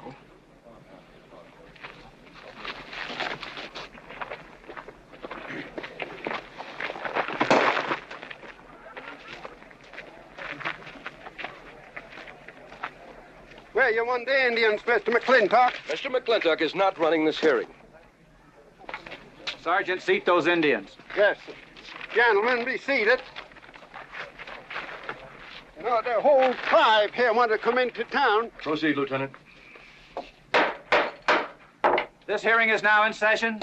Governor Cuthbert Humphreys presiding. Good luck, Daddy. Afraid it's a packed court. Government Edict number 826 has ordered that the Comanche Nation be transferred from their present reservation to Fort Sill. It is the government's claim, as filed by Indian Agent Agard, that these chiefs, after being released from prison by a kindly government, did then rouse and incite defiance among the tribe against said order. It seems, gentlemen, that although some of these chiefs speak English, Chief Puma is quite at home in our language, they have chosen Mr. McLintock to be their spokesman. I speak for the Comanche. Or rather, I offer this translation. Proceed, Mr. McLintock.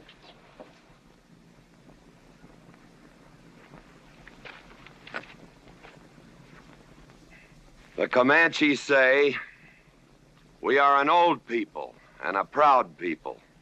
When the white man first came among us, we were as many as the grass is of the prairie. Now we are few, but we are still proud. For if a man lose his pride in manhood, he is nothing. You tell us now that if we will let you send us away to this place called Fort Sill, you will feed us and care for us. let us tell you this. It is a Comanche law that no chief ever eats unless first he sees that the pots are full of meat in the lodges of the widows and orphans. It is the Comanche way of life. This that the white man calls charity is a fine thing for widows and orphans, but no warrior can accept it. For if he does, he is no longer a man. And when he is no longer a man, he is nothing. And better off dead. You say to the Comanche, you are widows and orphans. You are not men. And we, the Comanches, say we would rather be dead. It will not be a remembered fight when you kill us, because we are few now and have few weapons. But we will fight, and we will die Comanche. Thank you, Big McLintock. Am I to gather that Comanche defy the government of the United States? Yes, you may gather that the Comanche defy the United States government, or at least this commission. Gentlemen, sit down to the evening chores.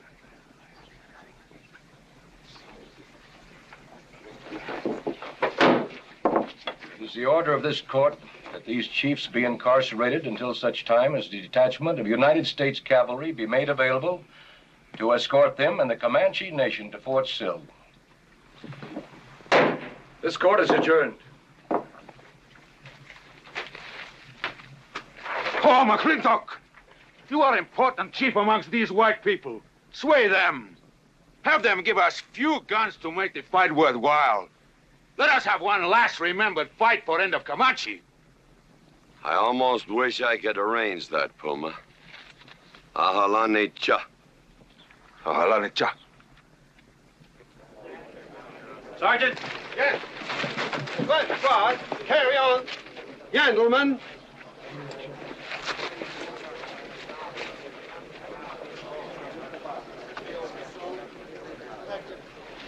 It's sad, these changing times. It isn't the times that are changing, Mama.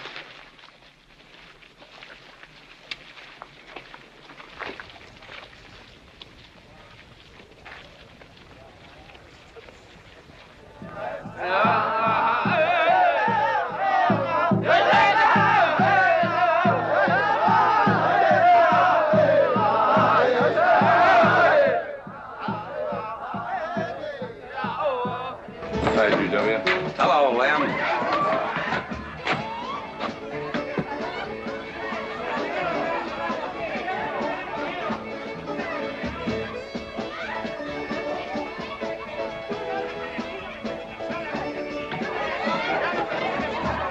Bunny? Oh, howdy, McLintock. Hey, figured you'd be belly down drunk by now. I've been doing some drinking, Bunny. Is that boxcar still on the siding? Well, sure, but... But what? Well, I don't like it. You don't, eh? You figure if them Indians get out there and lead the cavalry on a wild goose chase, that great white father's going to get nosy. Get nosy, and he'll investigate. And when they find out how that side-saddle governor's been messing things up, they'll give those Indians a fair trial.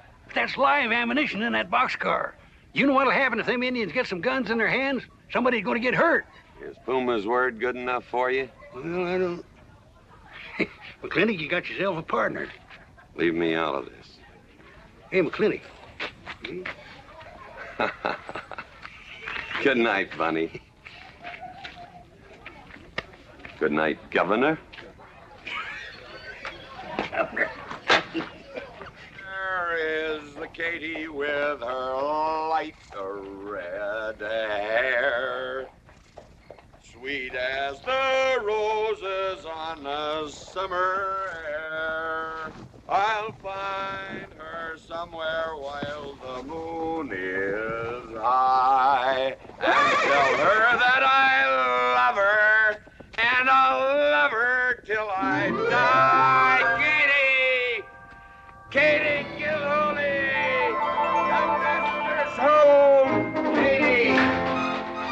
Katie, Catherine Gilhooly McLintock, where is the woman of the house? Mr. McLintock. Oh, there you are.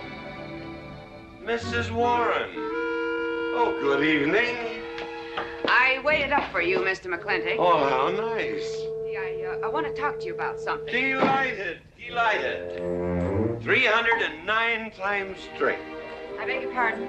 309 times straight without a miss. Gotta be a record. I suppose so.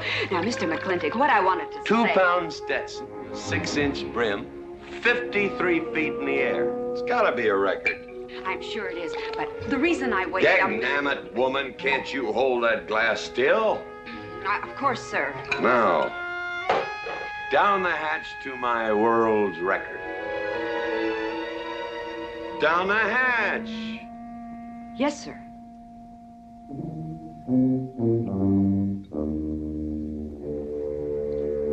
And now, to the governor of our territory. The governor of the territory, sir? Now, don't you stick up for him, Mrs. Warren. You're a fine woman, Mrs. Warren. But you'll certainly go down in my estimation if you stick up for Cuthbert H. Humphrey, governor of this territory. I don't mean to Down change... the hatch. Oh, yes, sir. Down the hatch. Cuthbert H. Humphrey, governor of our territory, is a cull. You know what a cull is, man? A cull is a specimen that is so worthless that you have to cut him out of the herd. Now, if all the people in the world were put in one herd, Cuthbert is the one I would throw my rope at. At whom? At whom I would throw my rope at. Natural-born cull. Another touch, ma'am? Oh, no, sir, no. Well, I don't mind if I do. Good. Can't walk on one leg. Oh, I didn't mean to be vulgar, ma'am. Can't walk one limb. It's all right. Sounds silly. Only a bird can walk on a limb. You know my wife? Her name's Kate.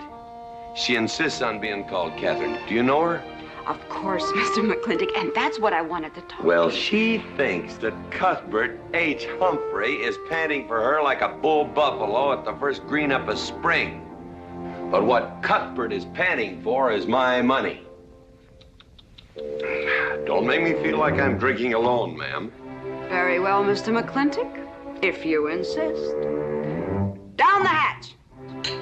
Good.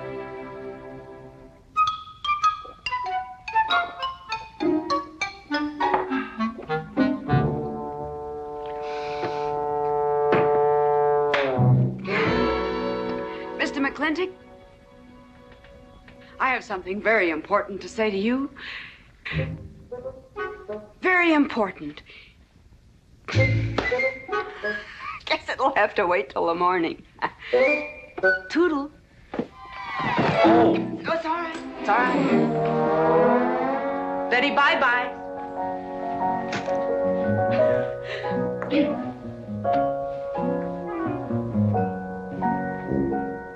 Whoops. Oh.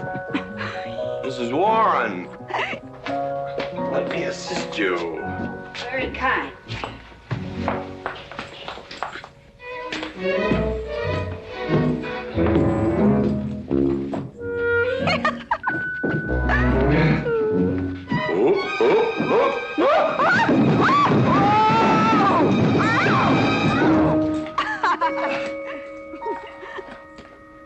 Whoops. What's going on here? Now, Catherine, are you going to believe what you see or what I tell you? Mrs. McLintock, hope you won't misunderstand. It's the first 100 women sitting on his lap that I misunderstood. Number 101 is quite simple. Now, G.W. McLintock, I have something. He's gone to sleep. Just when I know exactly what I want to say to him, he goes to sleep. I waited up to talk to Mr. McLintock. I wanted to tell him I was quitting. You see, Sheriff Lord has asked me to marry him, and... Oh, congratulations. I don't want to seem prudish, but if you are going to marry Sheriff Lord, it seems to me that you're sitting on the wrong man's lap.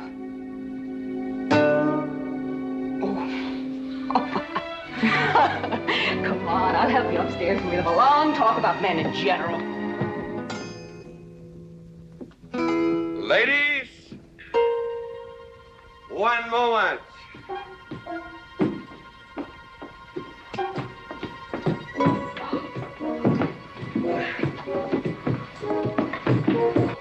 Oh!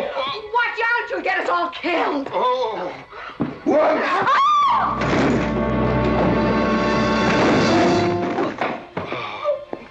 Wait a minute, ladies, till I catch my breath, and I'll get you up those stairs as sure as my name is George Washington McLintock.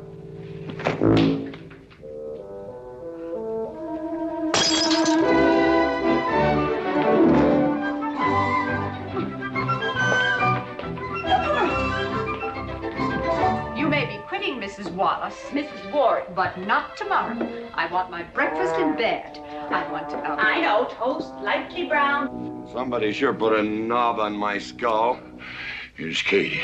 I was speaking. Katie, why? There Mrs. Warren was there. Oh. And there you was there. Oh. And there that whiskey bottle was there. Oh. And Katie's temper being what Katie's temper is, well, there you are. Drago, old friend. Huh? My wife does not understand me. Why, she ain't different than any other man. Come on, I gotta get you upstairs. Get you ready for that big celebration tomorrow. What is it?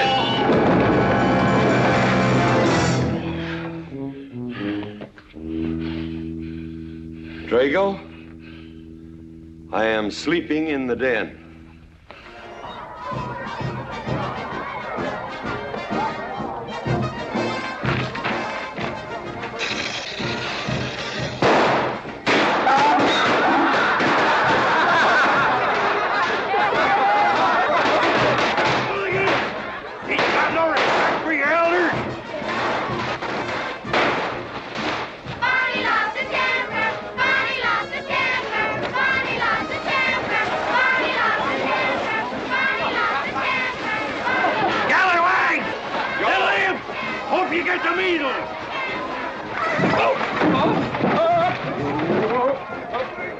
Come on, get him aboard.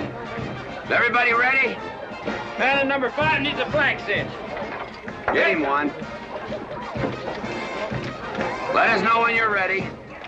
Ladies and gentlemen, it is my honor to present to you the governor of our territory, Cuthbert H.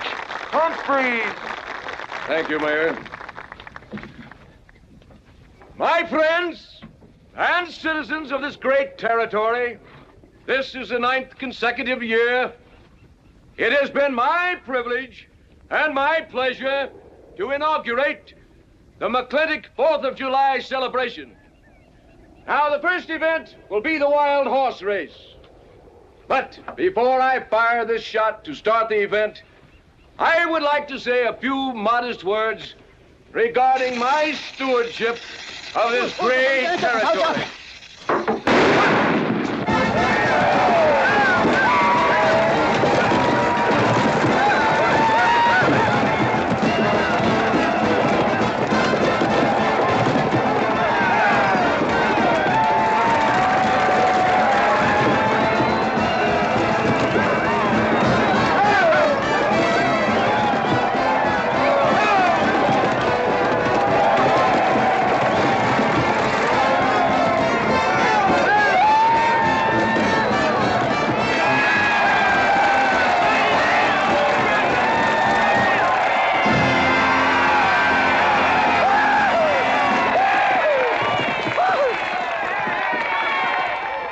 Professor Birnbaum.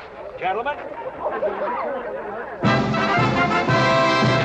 Sheriff, here's your horse. Come on, get them all lined up. Come here, King. Now, boys, you all know the rules. It's twice around the inside, once around the outside. First cowboy that hits that finish line without busting that egg is the winner. And I caution you boys about some of them eggs, because some of them eggs are last year's holdovers.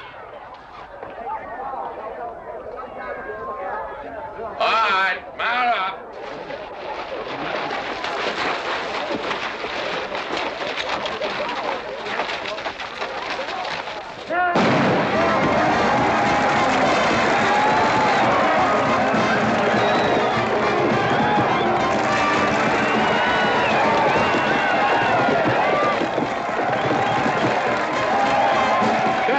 dear. You seem to be enjoying yourself. Oh, yes. This is wonderful. It's the only thing I really do enjoy about this barbaric country, the 4th of July celebration. Well, Catherine, I've been here for 3 days. I haven't heard from you. Is anything wrong? Wrong? Well, I just hope that it hasn't been necessary for you to say anything to GW. What are you talking about? But, Catherine, you see, I'm in a rather delicate position, being governor of the territory and all. I just hope you haven't found it necessary to say anything about... About what? About you and me.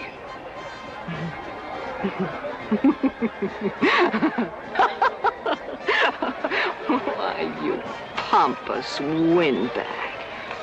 Do you think that you're the only man who's ever tried to play patty fingers with me, who's ever tried to lure me into the moonlight? Well, no, but I... Well, I'm a big girl and I can take care of myself. My husband knows it. I can assure you, Governor, that your reputation is untarnished. Now get out of my way.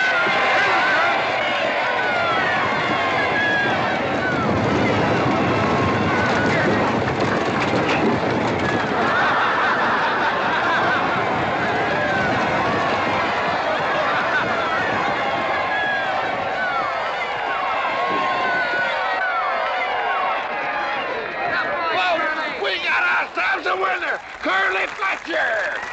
McLintock, Curly! Give me the egg. Disqualified. Here you go, Curly. GW! You'll never believe what happened over there. What? You smell a beer. Well, naturally, I'm drinking beer. Ladies and gentlemen, the next event will be a contest between the two bronco-busting champions of our territory. Remember the year I rode in that event? Wore your garters to hold up my sleeves? We had a bet, and I won it. George Washington McLintock, you are a very crude man. Well, I guess so, but that was a rough horse, like to jarred my insides loose. But it was worth it.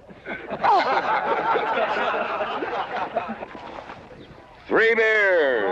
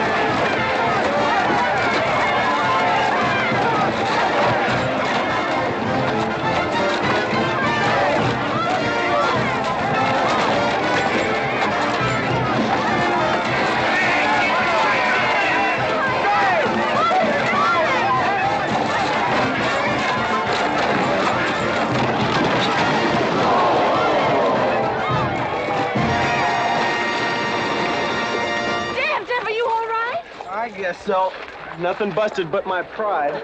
Well, that ought to even things up, Farmer. For what? Well, that sore nose you gave me the other day. Well, that ain't what's sore on him.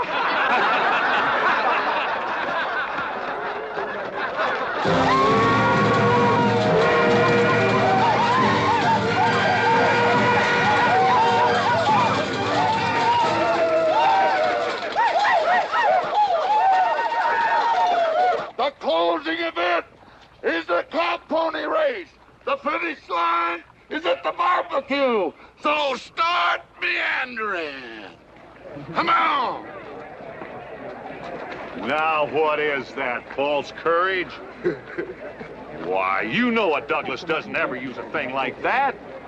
I want you to get on that horse, get out in front, and stay out in front. I'll be out front, Dad.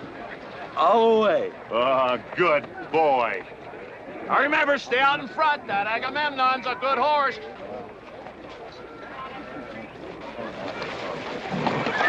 Oh, Agamemnon.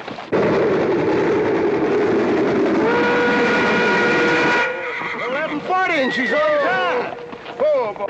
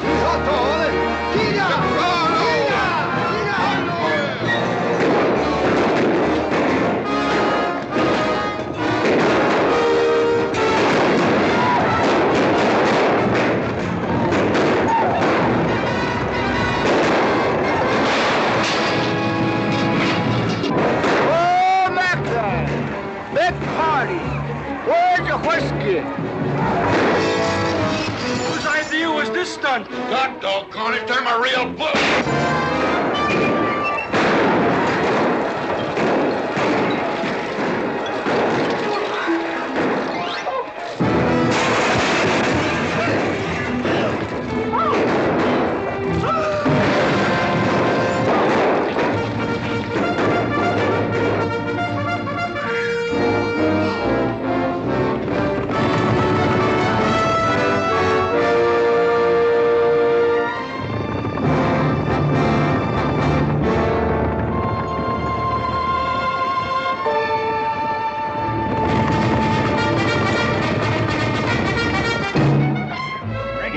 Excitement you'd want for one 4th of July, eh? Puma finally got his way, but I reckon he's riding out his last war party. He won't get very far.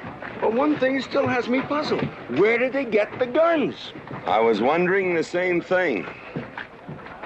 My kidney's been bothering me. Bunny? GW!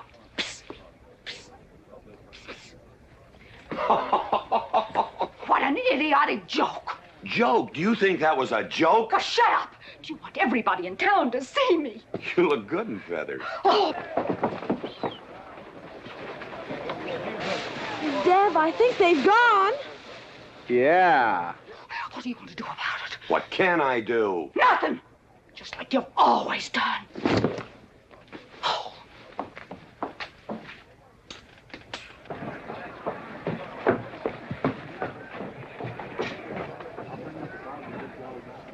How long, GW? How long what? Cat. She's been riding herd on you for 2 years now. I'm a peaceable man.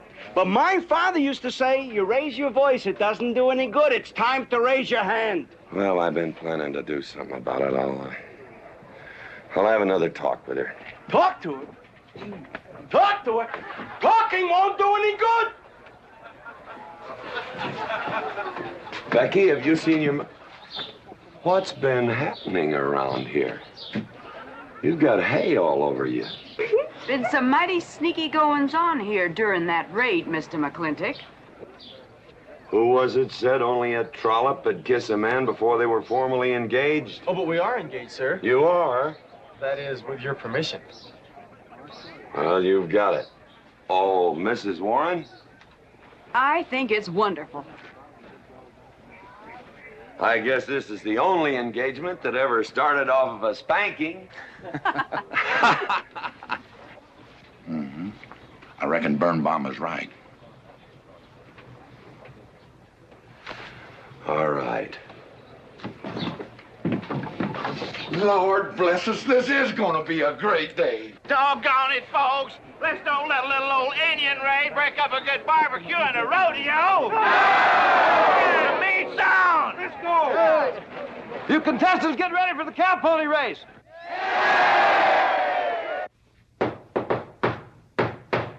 Who is it? It's me. Let me in. Not now. Right now.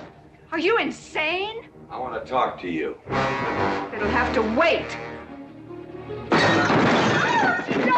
I've taken all I'm going to take from you. You are insane! You are going to tell me why you packed up, picked up, and walked out on me. 2 years ago, you remember, you came home from Denver with lipstick all over your...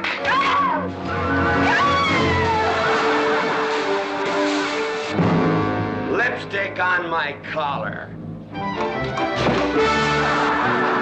I've got the shirts to prove it. Who cares? Why, you big...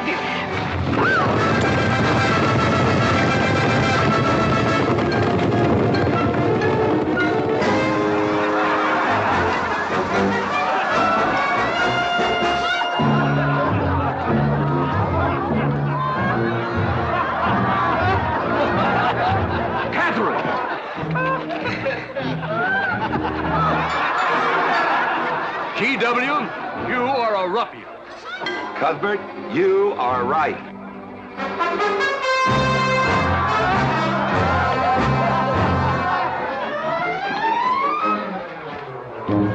Well, what kind of a family is that? The best! And dangerous, fella. Who won the race? Who cares, England? History's being made.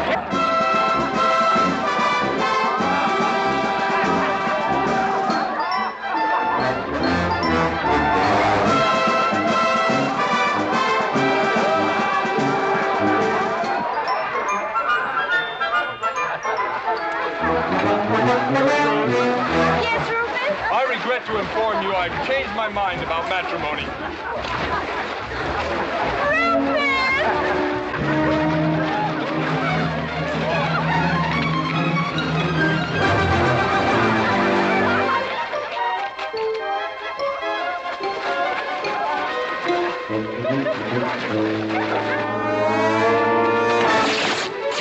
Hey, Mrs. McLintock!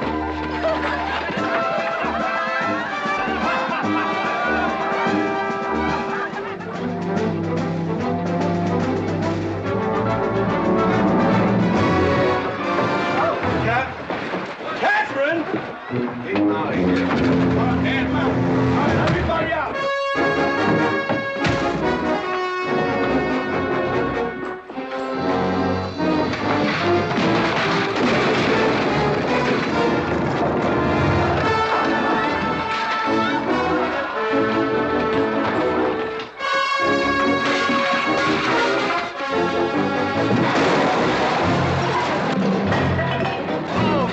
Looks like GW is buying out the whole store. I'm afraid you're right.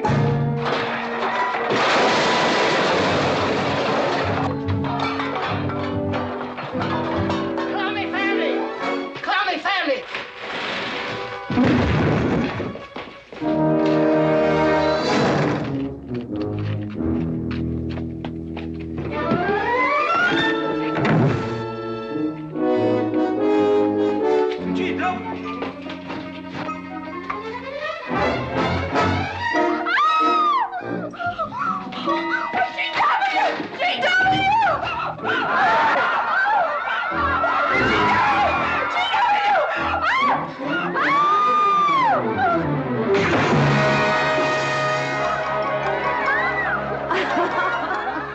Oh, Mrs. McLintock, you're all wet.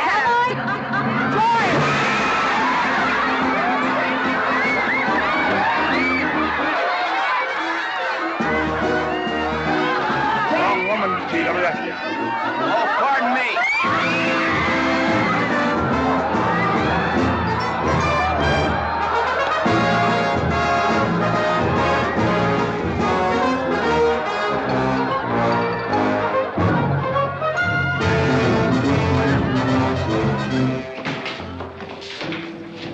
Mrs. McLintock, you setting a new style?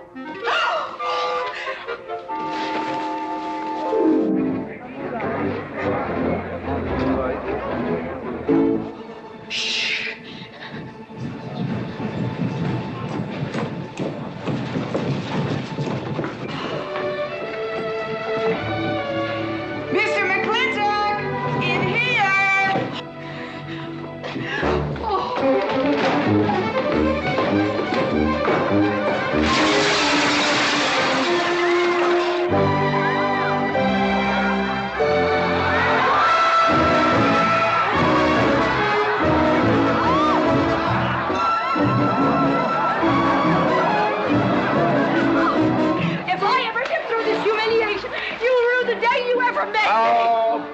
can fight all you want. It won't do you any good. You've been digging those burrs into me for 2 years. Now you're gonna get your comeuppance.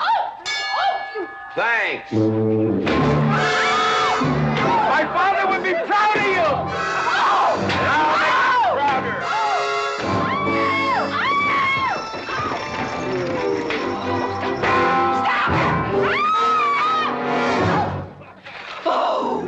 Keep it. You may need it. Now get your divorce. Home. Don't spare the horses. Home, you heard me. Don't think you're going to get rid of me that easy. Yeah.